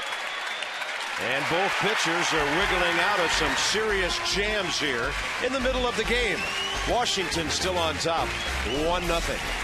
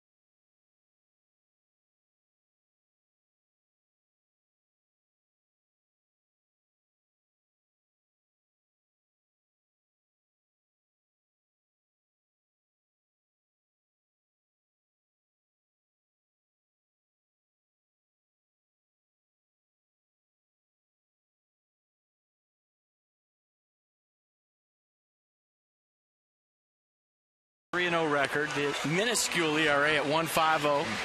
He's a 4-pitch guy. 2-seam fastball in the low 90s. It's got some late tail to it. The slider in the mid 80s, probably his best pitch. You've got a curveball to go with it. Doesn't throw the change very often. If you see the opponent's average right there, I call it the now you see it, now you don't slider. And the one thing with Craig Stammen, he's gotten away from his fastball lately. Maybe lost the feel for it. The slider's still good, but Jim, maybe you can comment on this. When you throw off speed a lot, sometimes do you lose the feel for your heater? Well, yeah, because ideally you like to throw them both out in front of you, but I always thought the more fastballs you throw, the better feel for it, and pitching is touch and feel. I just remember him. It reminds me kind of what Dennis Eckersley, who's in the Hall of Fame, is both a starter and a reliever with 390 saves. He said it's a lot easier to get somebody out once than it is 3 or 4 times. And I remember Stammen when he, back in 2009, we first started doing the interleague play, where he'd pitch well maybe one time through and then all of a sudden lose a little bit of command and get into trouble. Here's Matt Wieters to lead off, bottom of the 6th. So the Nats do get him turned around to the left side now. Ross Detweiler, 82 pitches, 47 strikes, and he shuts out the Orioles on 4 hits through 5. Couple of walks, 3 strikeouts. All in all, a very good outing on his return to the number 5 spot in the rotation. And that's the slider where you talk to opposing hitters, it's hard to pick up the rotation. He throws it in the low to mid 80s. I'm sure if you run down there and ask Matt Wieters right now, he was convinced that was a fastball until he committed. Well, that's what the good slider is supposed to be. Now everybody's throwing cutters, but the good slider, it has spin, but you don't see it. At least not the good ones. And there's another one. Then he gets him to commit. Solano able to block it and throws on to LaRoche for the first out. Yeah, even last night, Edwin Jackson, it looked like, his slider about as good as I've seen all year, and that looked like almost a curveball at 81. Yeah, there's not a lot of tilt to it. He's got one that he throws in the low 80s. His curveball is probably in the mid 70s. It's the old 58-footer. Solano doing a nice job of keeping it in front of him. Next up, Mark Reynolds, 0 for 2, ground ball to third, swinging strikeout. Maybe the biggest out of the game for Ross Detweiler in the 4th for that second out, with Wieters at second and J.J. Hardy aboard. Wieters would end up at second. Hardy would end up at third. I thought Ross Detweiler had a nice outing today. And I thought Steve McCatty did a fine job of keeping him in check when maybe the emotions were getting away, when he didn't get some calls that he thought he should have gotten. And a check swing makes the count 1-2. Yeah, Detweiler had to throw 24 pitches in the 4th inning and then 19 more in the 5th. And after 82, they shut him down. Yeah, it's amazing you can throw 82 pitches, and probably to me the one he got away with, the hanging curveball to Adam Jones with a couple of guys on, that he popped up or flew out to left, instead of hitting maybe out of here. But that's what this game is all about. Sometimes you make great pitches and you have bad luck. Sometimes you make horrible pitches and they miss them. Sometimes you throw a slider on the black and they call it a ball. That too. 2-2 now. Look out. Wow. I think somebody came up with a glove play right there. Well, you hope somebody, when somebody hits one into the stands like that, has a glove and they can use it. Nice. Well, look what I found. Look what found me. Nats fan bringing his picker. Nice play. 2 balls, 2 strikes. Hot shot to Zimmerman. He'll circle near the bag and get rid of it on the run. He is uncanny in his accuracy while sidearming, legs in motion. Most third basemen feel uncomfortable on the run. I think if you ask Ryan Zimmerman, he feels uncomfortable when he has to set his feet. Loves to make that throw right there from underneath on the run. Sometimes going into the third base dugout, sometimes going toward home plate. It doesn't matter.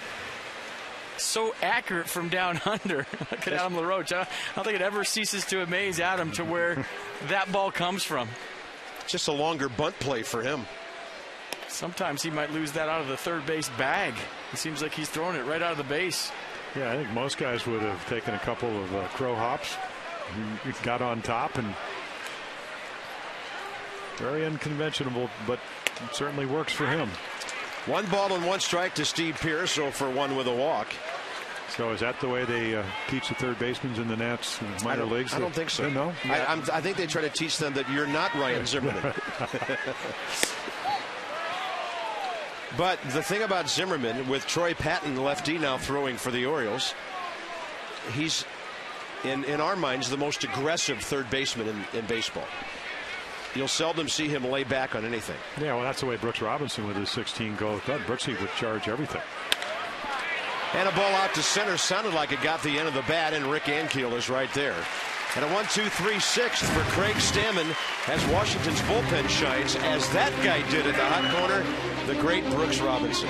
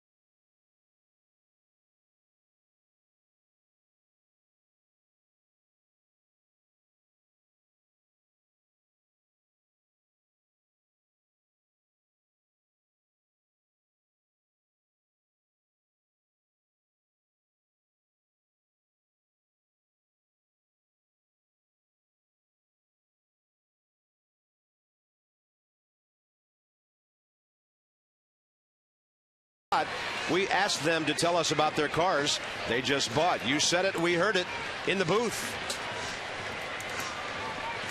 Jake Arrieta done for the day. 102 pitches, 63 strikes, a hit batter, a double play ball, and a fine outing. He really did. A little unlucky on the Solano double off the end of the bat down the line. Made some good pitches. Again, it's a step in the right direction. You know, last game it was real simple, grand slam. Other than that, he pitched very well. Today, again, not a lot of run support. So Patton comes on, inning last night, done a really nice job for the Orioles. Dominates lefties, righties, maybe not so well, but change-up, curveball, fastball pitcher. Came over from Houston in the Miguel Tejada trade. Had to have shoulder surgery, and he has worked his way back to being a very dependable part of this bullpen. Danny Espinosa lead this inning off here. The Nationals looking to add on to their 1-0 lead and turn him around to the right side, where he's been very effective all season long. Espinosa, .339, right-handed, 20 hits in 59 at bats, and more than half the hits for extra bases. 2 homers, 9 doubles. In this series, he's 2 for 11 and 4 for 20 against the O's this year.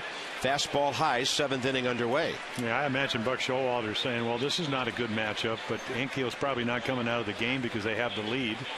So right. I know we'll match up, and that'll favor me, at least number-wise it does. And even down the line, Lombardozzi playing left field. Of course, they may defensively change there, but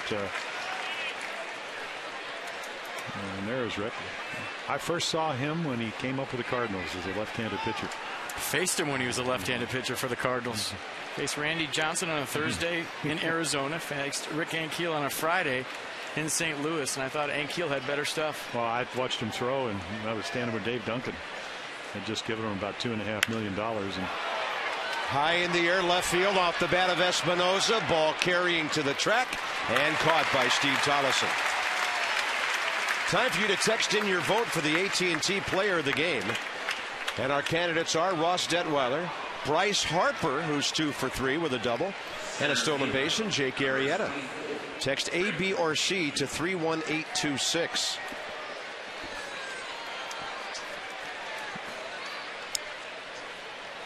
Rick Ankiel 0 for 2. Tough matchup. So he's first pitch swinging at the breaking ball. NFP trying to make his second catch in 2 weeks, but a little too tall. Didn't have a shift on right there. Nope. That one was headed for the owner's box right above us. Were you there the first 3 innings, or how do you know that? Come on, I know ballparks. You're like a guest, you know. But anyway, we're talking about Ankiel. Go back to Rick. I mean, it was unbelievable. The closest, in fact, maybe a little bit better, was Dave Righetti when I saw him when he first came up. Being power armed, but he threw so far across his body. Yeah. You know, he was maybe almost 2 feet. And then, of course, he hurts the elbow, turned himself into a pretty good outfielder with power. And one of the better curveballs I saw from a left-hander. And it's funny, some of the Nationals pitchers have actually picked Rick Ankiel's brain on how to throw their curveball. I asked Dave Duncan, I said, who's going to change his windup? He said, well, I just gave him $2.5 million. I need a long-term deal to do that. That ball hit by Solano pretty well to center. Jones getting under it about 390 feet away. And a very quick 7th. Bullpen's doing their jobs right now. The 7th inning stretch brought to you by Jack Daniel's Tennessee Honey. Fly straight, drink responsibly.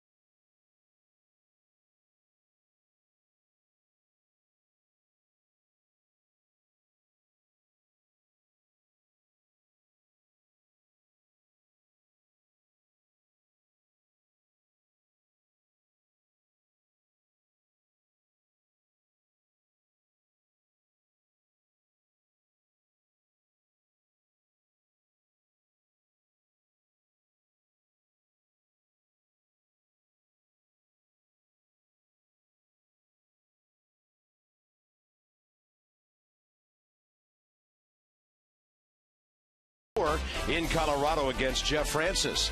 Nats Extra presented by Jeep begins at 8 p.m. Game coverage at 8:30.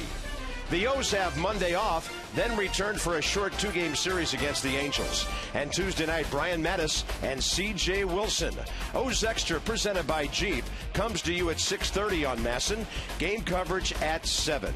We've got all the access you need right here on Masson.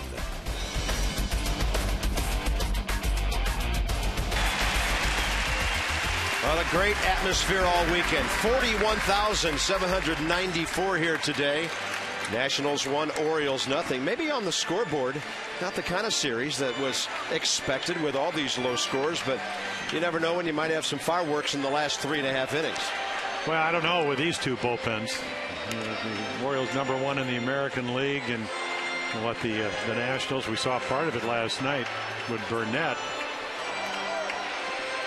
And then Clifford not giving up a lot of runs.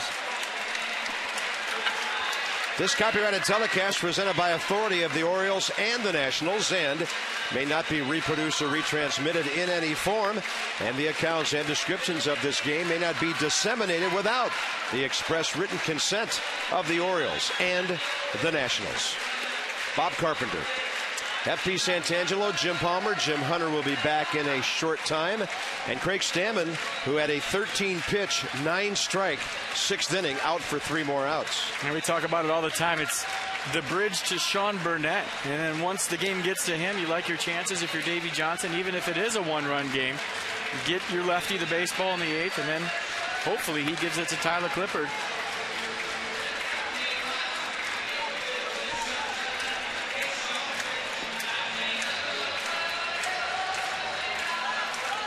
Let's have a look at our Cox game summary. Find out why more people choose the Cox bundle at Cox.com. Check it out today. Bryce Harper not involved in any scoring, but certainly some excitement. Russ Detweiler, 5 solid innings, and you'd have to say the same for the O's' Jake Arrieta. Detweiler's .334 ERA will go down, and Arrieta got his from .583 down to about 5.5 today. Detweiler's earned run average is now 3.09. So here's Ronnie Paulino, the DH, leading off bottom 7.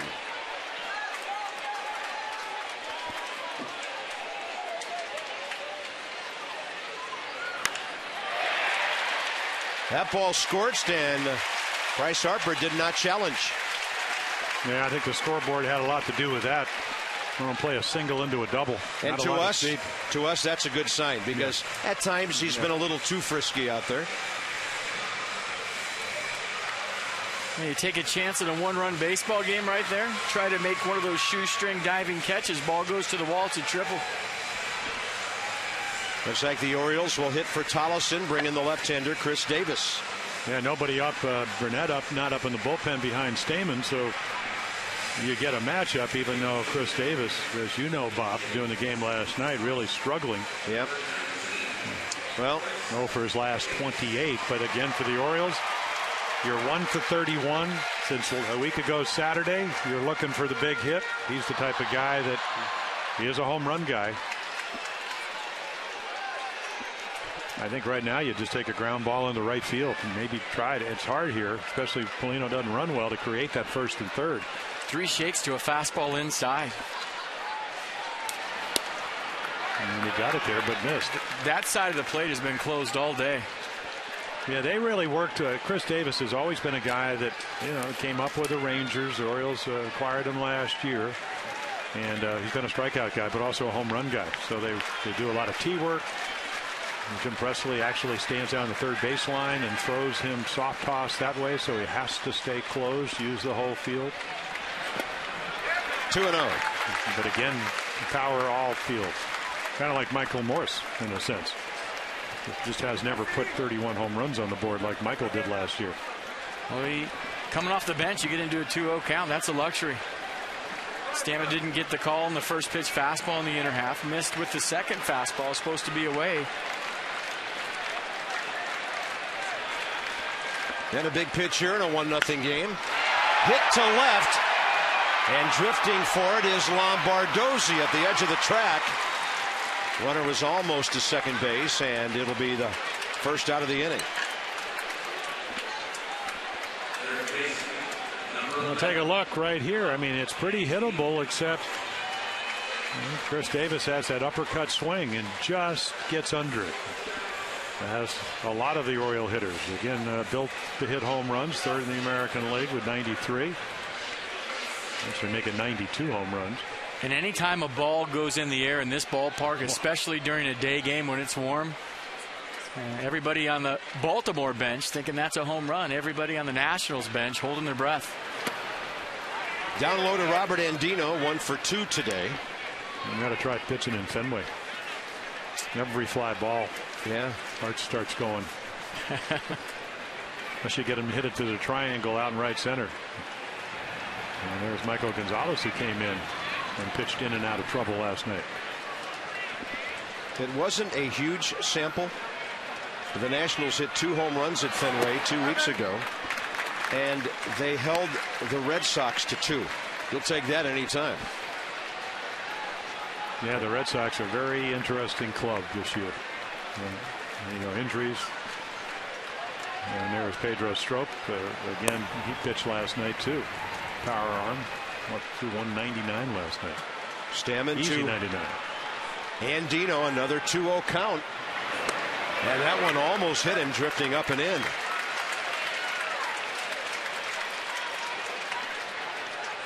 A couple things going on right here. Greg Stammen's got to come back in the strike zone, obviously in a 3-0 count, but if he gets to a 3-1 count, that allows Buck Showalter to maybe start the runner.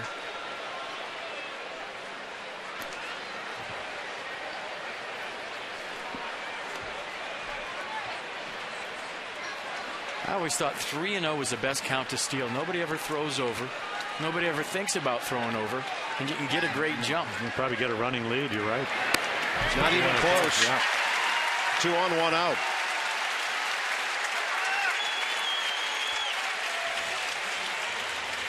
And the Orioles have a Care First Blue Cross Blue Shield going this year. $50 for everyone supports the American Heart Association. So this year, 204 walks, over $10,000. Care First Blue Cross Blue Shield encourages each of us to take that first step toward a healthier and more active lifestyle. Brian Roberts, good contact man, batting left-handed now. And looking over his numbers, 235 from the left side, 8 for 34 this year. Yeah, and he's a good curveball hitter if Craig Stammen decides to throw that, and he doesn't. So again, I mean, this is an inning where he got the ball up to Paulino, got behind Davis. He flied out, had a pretty good swing, but just missed it. And didn't come close to throwing a strike to Andino, and that's why you're having a little conference. And it gets back to what I said when he came into the baseball game. He's thrown tons of sliders and curveballs lately, and I think the fastball command has suffered because of that. And then the league adjusts, as you know, FP. Everybody's got all your scouts. You got the video work. And they say look for a slider, make it be up. He throws it a lot. Michael Gonzalez just jumped up, and now he's been joined by Ryan Matthews. As Davey Johnson can pretty much mix and match anybody he wants in the 7th inning to try to get it to Burnett in the 8th. I'm trying to look for the matchup where Gonzalez would come into the baseball game. And I'm not seeing it. Weeder's a better right-handed hitter. Jones right-handed. Hardy right-handed. Reynolds right-handed. I guess the only thing would have been is right here. To bring him in, they have turned Brian Roberts around and maybe get a double play ball.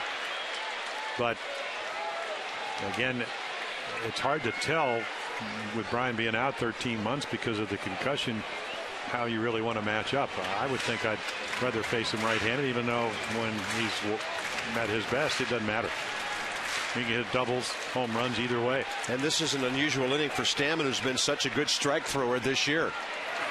He gets the 1-0 pitch fouled off on a good tailing fastball.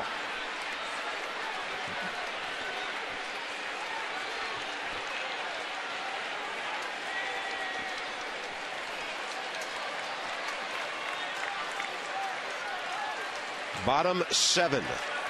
Tying runs at second. Lead run at first with just 1 out. Solano sets up outer edge.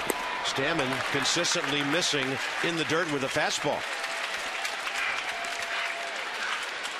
And the thing about his slider, it's more of a pitch that teases the hitter into swinging. It really doesn't end up for a strike a lot of the time. So if the fastball command isn't there, tough to go to the slider because it's usually the out pitch that looks like a strike and ends up as a ball. And you can only throw it when you're ahead in the count, which isn't the case here. Roberts helps out by swinging at what appeared to be ball 3. Easy play for LaRoche. Paulino to third. Andino to second, 2 down. Well, FP, you talked a little bit about it. You do get anxious. Adam Jones said this is part of baseball but when you're now, 1 for 32 as a team, you are anxious. You are pressing. And he does swing at a ball that he usually takes. And J.J. Hardy with the big hit for the Orioles in the first game of this series. You know, the amazing thing, and I've watched it, and again, maybe this is the way they're going to try to pitch J.J. Most teams play him to pull. The Nats play him 2-3 steps, almost 4 steps into right center. And they leave a huge gap to left center, which is where he got the game-winning hit on Friday night, excuse me. And a breaking ball outside to Hardy. 1 for 3 today. 2 for 11 in the series. 4 for 24 against Washington pitching this year.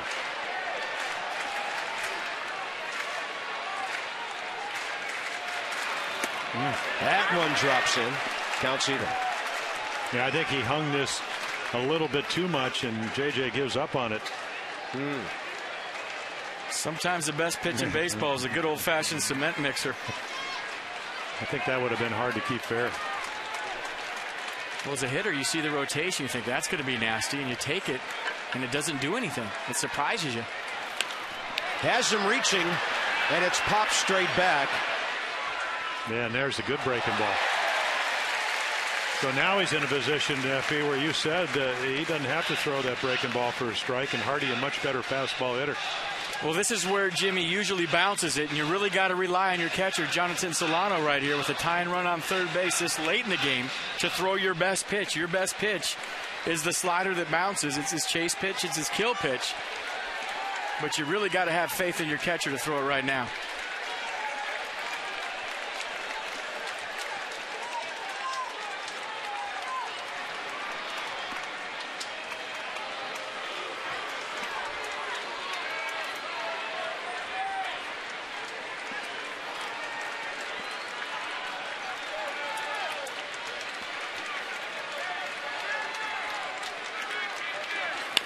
He goes with it. Zimmerman has it. And the Nationals are out of the inning again. Jim Palmer, it's been a pleasure all weekend. Good luck, buddy. Continue. Good luck, guys. Or not guys, but you, Bob. Yeah, you're still stuck with him.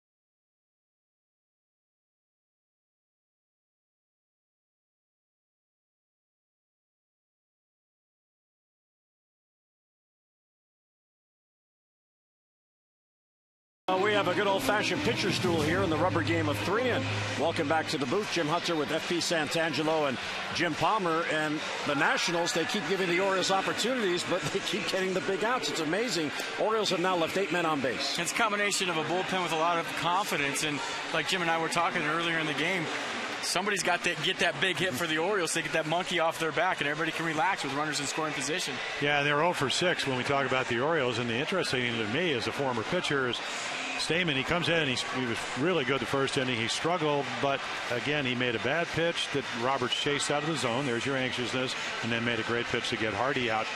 So again, plenty of opportunities, but the Nats doing what they usually do, pitching well, and they held a 1-0 lead. And you saw Steve Pearce. He moves from right to left. Tollison out of the game, and Chris Davis stays in the game, and he's now in right field. And a swing and a miss by Steve Lombardozzi as Patton stays on it. A 3-up, 3-down 7th, although 2 fly balls did carry.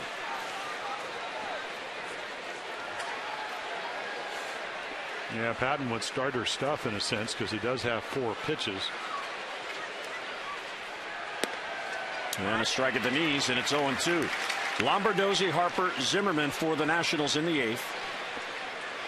Each team has 5 hits. The Nationals got the big 2-out base hit by Ryan Zimmerman in the 3rd. That has driven in the game's only run.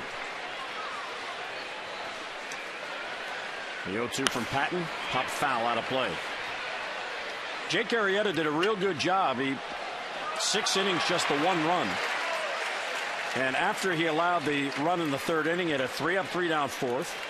And a 3-up, 3-down 5th. He allowed a couple of base runners in the 6th, but after that leadoff double, no runs. Well, he got a little unlucky because he made a good pitch, and Solano had a better at bat, and he poked it inside the first base bag. And He did get behind Zimmerman, who's been struggling, in the 3-1 fastball. That's pretty much the difference in the game. But again, he has pitched well on a number of occasions, nothing to show for it. But today, again, you got to be pleased with your performance, maybe not the scoreboard.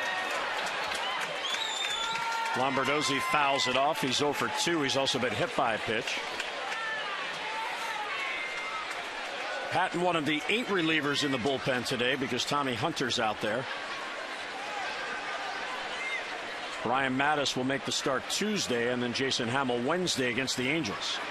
The 0-2 and off-speed pitch is low. Nope. Strike. Excuse me, delayed call by David Rackley. Kind of a stealth strike. A little bit late call. Looked like it had the middle of the plate.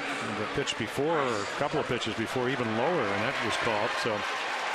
Yeah, with 7 strikeouts so far in the game, Larry has won a total of $1,200 from the Maryland Lottery. For your chance to be the Maryland Lottery contestant of the game, play Strike It Rich scratch-offs and enter your non-winning ticket codes at mdlottery.com/strikeItRich.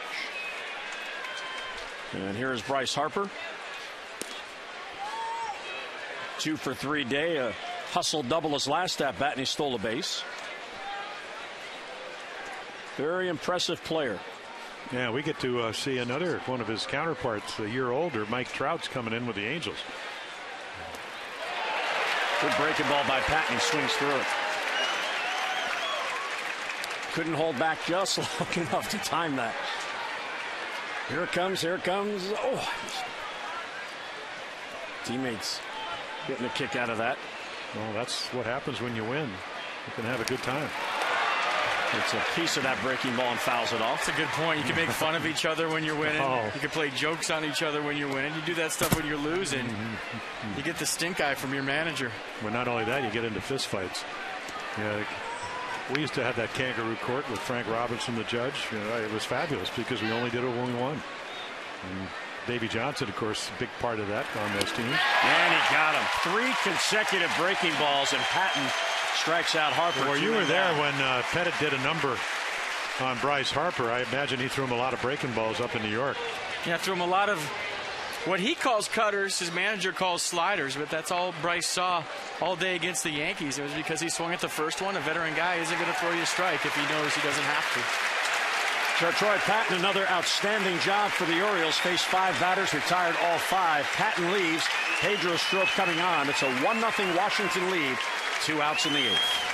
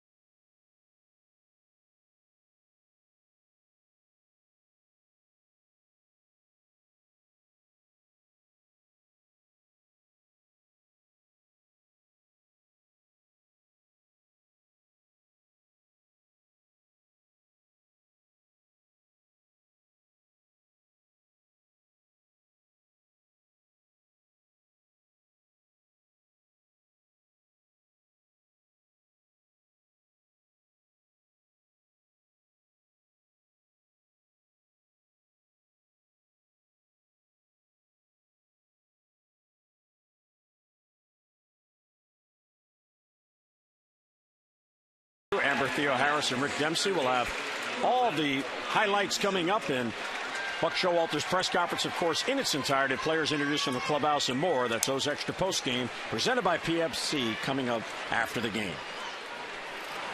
And here is Pedro Strop getting ahead of Ryan Zimmerman with a strike. Yeah, what a year. What an acquisition. for the Orioles, came in late last year, part of the Michael Gonzalez trade out of the Texas organization. He's given up 2 runs since the end of April.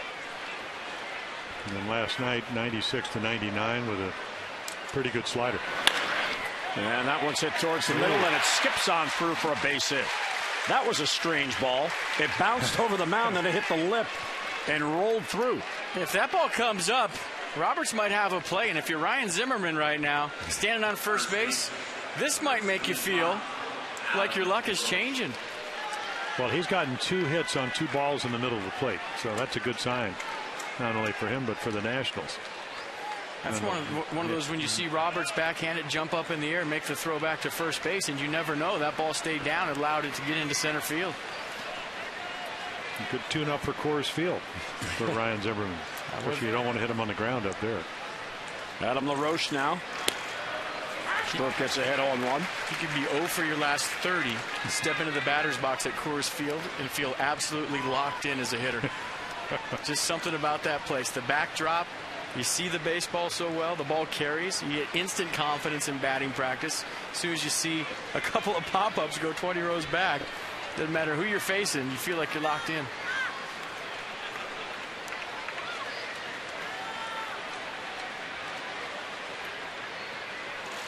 Here's the 0-1. That ball's ripped to right field. Davis over, makes a shoestring catch. Wow.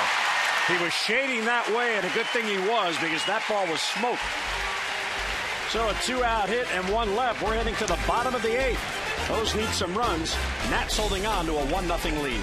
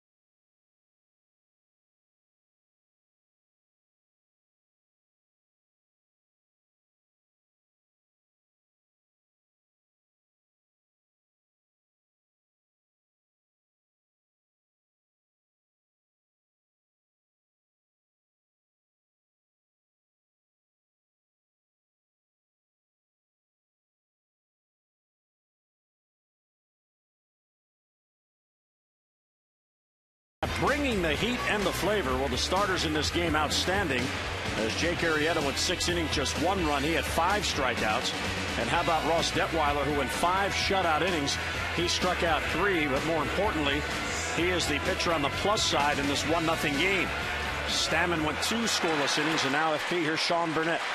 And it ranks #1 amongst all NL relievers with a 1.04 ERA. You see the strikeouts to walks, 25-6. The batting average against, ridiculous. Lefties 182, righties 191. He's a 3-pitch guy. 2-seam fastball, tons of late movement on it. Pretty good slider to go with it, and a changeup as well. And he's a crossfire guy. Looks like he's going to step right into the first base dugout, throws across his body. So a lot of deception involved and a lot of movement late on his fastball. Yeah, what about 91? Last night he pitched very well. Brian Roberts did get a base hit, 15 pitch at bat. Something ridiculous like that, kept fouling balls off into the dugout.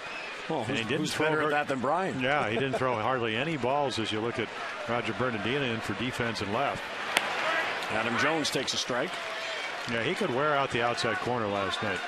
I know you saw him last year, but ERA about 2, almost 3 runs better. The difference this year and last for Sean? Confidence level's high. Location is high. And you see a lot of swings like that. off his fastball, where it seems like it has kind of split action at the end, where guys run out of bat when he throws it away. Does he pitch in? Not very often. He'll throw that slider in for effect, maybe on the back knee for a ball, but it's pretty much away, away, away. 0-2 on Jones, and down and away. A ball and 2 strikes. Adam just missed one his last at bat in the 5th. With 2 on and 2 out, he hit it to the warning track in left field.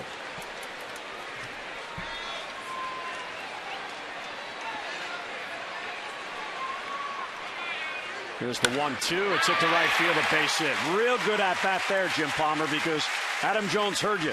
He's working you away, so go with the pitch and get on base. Well, FP made this point earlier on, whether it's a starting pitcher or a reliever. They saw him last night.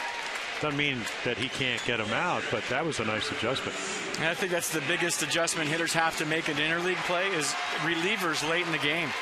Now, you'll run into a starter throughout your career, whether it's in the minor leagues or maybe you were in the other league, but when you're facing specialty guys that even if you've played against a team you may have not faced before, that's when it becomes tricky for a hitter. So here's Matt Wieters. And there's the strike. Adam with that base hit, by the way, extends his modest hitting streak to 3 in a row, but that's a good thing because the Orioles have been scuffling so much top to bottom in the lineup. Any positive streak going is going to feel good. Well, their whole story in the last 7 days is not about getting hits. It's about getting hits with runners on base. High fly ball, left center field. Back it goes near the bullpen, and the ball is gone. There's a 2-run shot for Wieters, and the Orioles have the lead. He set up in right there to Wieters, and I was wondering why. Well, again, last year, about as good a year as you could have hitting right-handed. So effective away, and I got to think, actually, that maybe the at-bat that Adam Jones had, where he looked away and hit that single. But singles usually don't beat you. That ball was smoked. Number 10, he now has 34 RBIs. And with one swing, the Orioles have the lead and still nobody out. Well, take a look, and they are trying to come in, and he doesn't get in. I mean, if you're an 0-1, you're ahead of the hitter. If you're going in, it better be in, especially when you throw 91. And nice little grab out in the bullpen. Reynolds, a high fly ball to right. Harper back on it, up against the wall, and he makes the catch. Bryce Harper does it all. Nicely done. And 1 away. You could talk about the glass is down. This is a sun field. And then, wow, little hops. Now, we saw when Philadelphia came in, Hunter Pence. In fact, the game-winning on Sunday was a ball that he, again, didn't know how to play. It's a tough wall here. Tough wall, pretty wide warning track, too. But by the 3rd game of the series, you usually know as an outfielder how long the warning track is. First game in, you usually go out there and you figure out how many steps do I take before I get to the wall. Yeah, my favorite line when Chris Sabo came over, second baseman, and they put him in right field for his bat. I said, "Have you ever played right?" He said, "No." I said, "How are you going to play?" He said, "Turn around and play it off the wall." Yeah. It's not my fault you made that pitch. Visiting teams, in particular in the interleague, some of the right fielders have trouble out there. Hunter Pence for the Phillies, who's a real good right fielder, he had trouble in the extra inning game on a ball that Wieters hit that scored Adam Jones for first base. It may have been a double anyway, but Jones might not have scored from first if Pence played the carom. But Harper looks very comfortable out there with that scoreboard behind him. 2-1 pitch taken outside by Pierce, 3-1.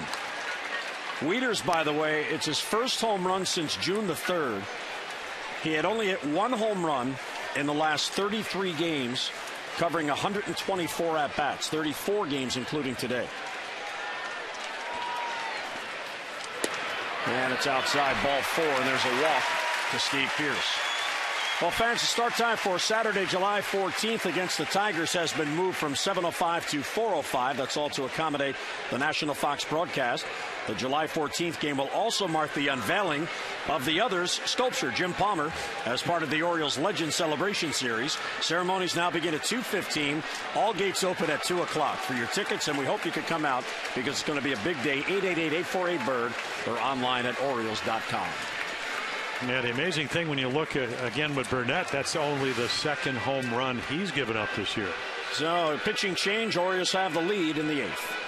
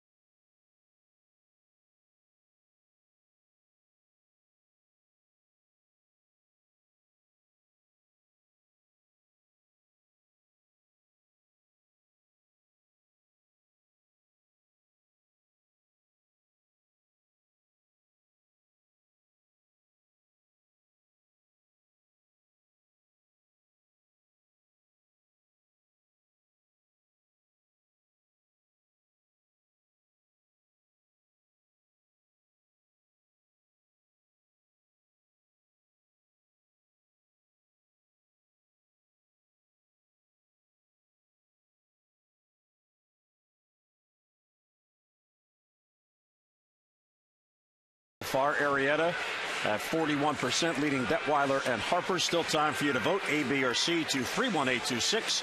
And the results come your way on the O's Extra Post-Game Show with Amber and Rick. And Ryan Matthews on for the Nationals. Good move by Davey Johnson. His team is heading to Colorado for a 4-game series. His setup man, who's been great all season long, just gave up the lead, so trying to save his bullpen, bringing in Matthews, a 3-pitch guy. 2-seam fastball, mid-90s. Slider and a split to go with it. So the Orioles now with the lead will look for an insurance run with a man at first. And here's Paulino, the DH.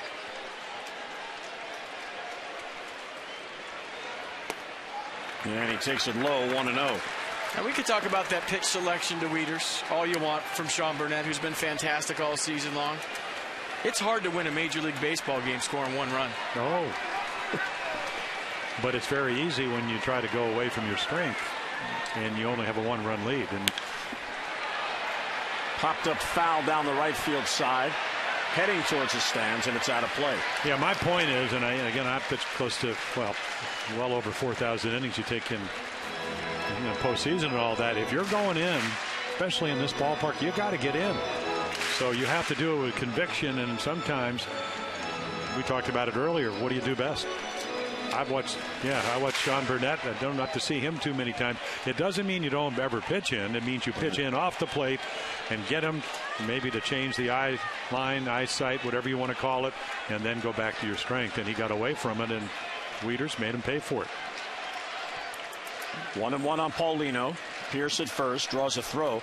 Well, along FP's point, Jim, you look back over the last 5 games for the Orioles coming into this one. They go 1-4. Team batting 164, and they scored a total of 6 runs in those 5 games. So you average 1.2 runs per game. It's tough to win. All the pressure goes on your pitchers. Oh, no doubt about it.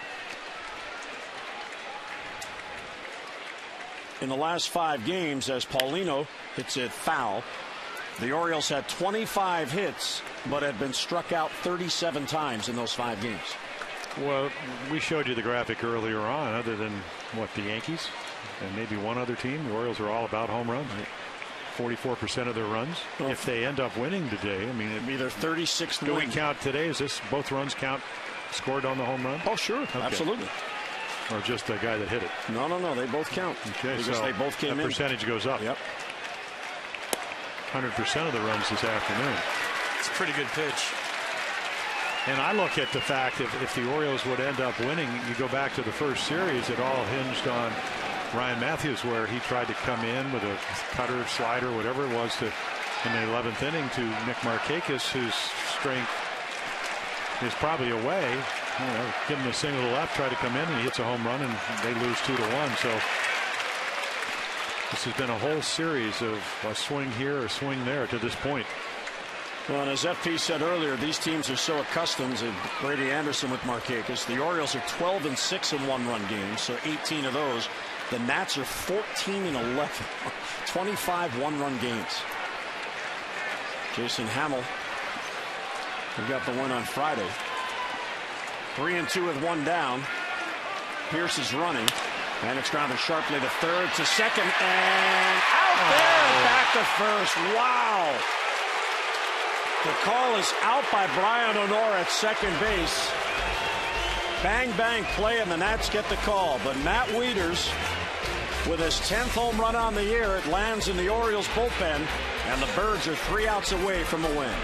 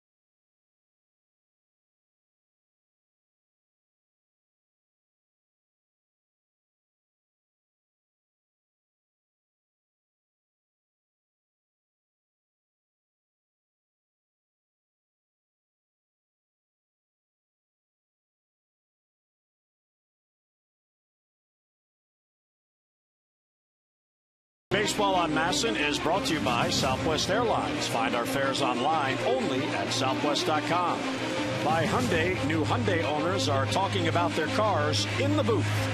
And by Dodge. See your authorized Dodge dealer and experience a world of performance, design, and fuel efficiency.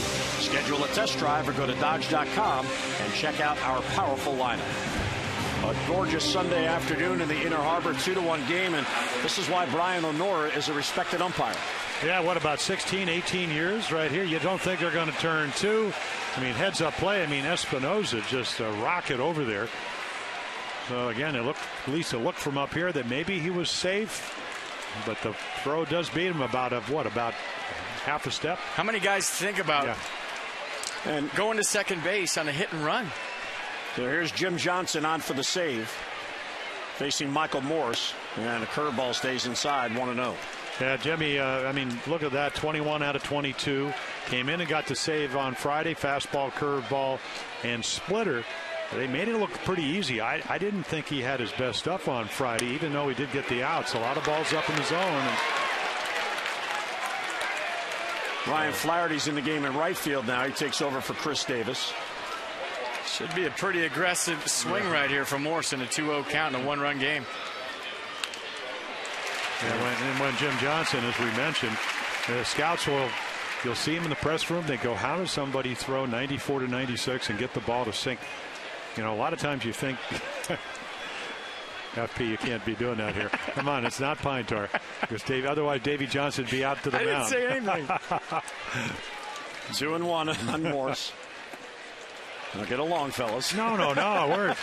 We're using hand signals. He just misread my sign right there. Yeah, right. Well, Jim Johnson, since his only blown save in Boston on June the 5th, has converted his last 4 save opportunities, including Friday night here against the Nats. 3-1 as a chopper towards the middle. Roberts overplays the hop. He plants and throws and gets him. And one down here in the ninth inning. Well, we invite you to tune in to the Nats Extra postgame show presented by WB Mason immediately following the game on Masson 2. Johnny Holiday, Ray Knight, they'll recap the O's Nats series, player interviews, and more. The WB Mason postgame Nats Extra on Masson 2.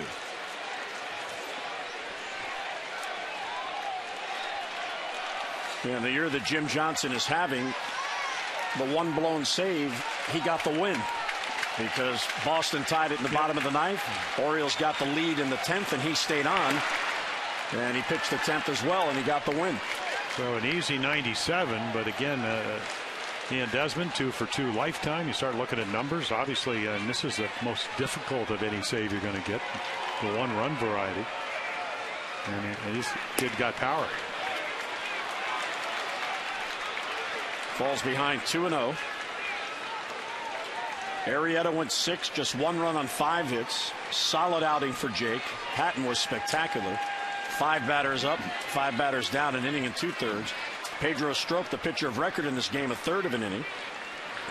And now Johnson, who falls behind 3-0 on Desmond. He's been behind each of the first 2 hitters. That was funny. Ian Desmond looked to third base coach Bo Porter for the green light.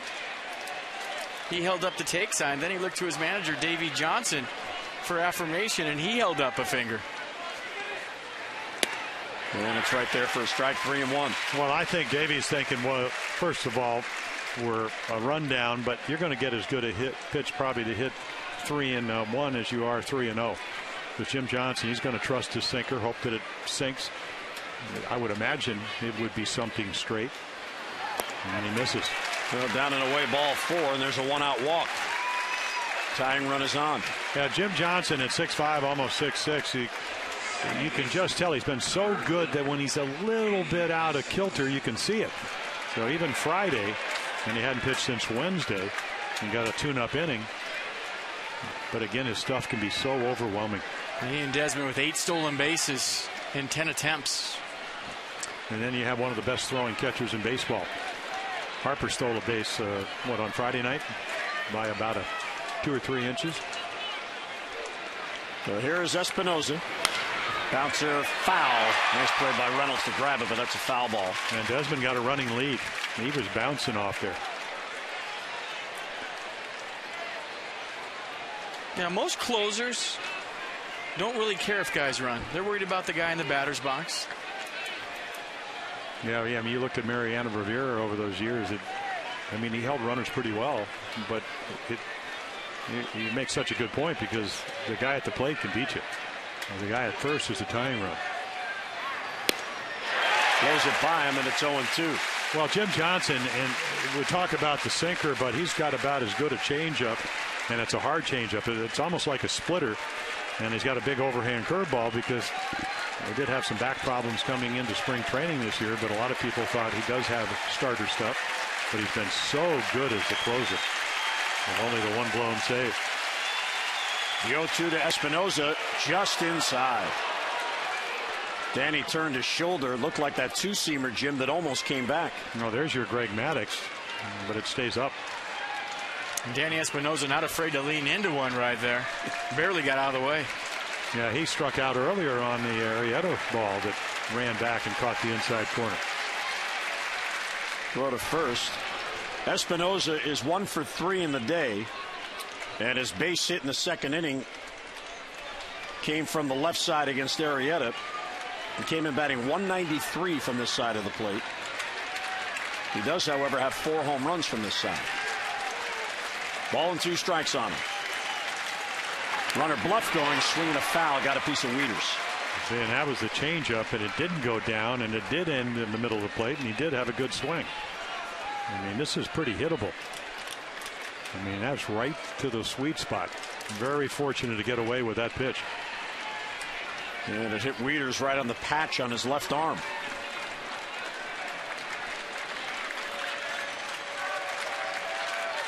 One out, one on, a 1-run game. 1-2 on Espinoza. Runner goes. Swing and a miss. Thrown at second by Wieters. The tag. He is out, and the game is over.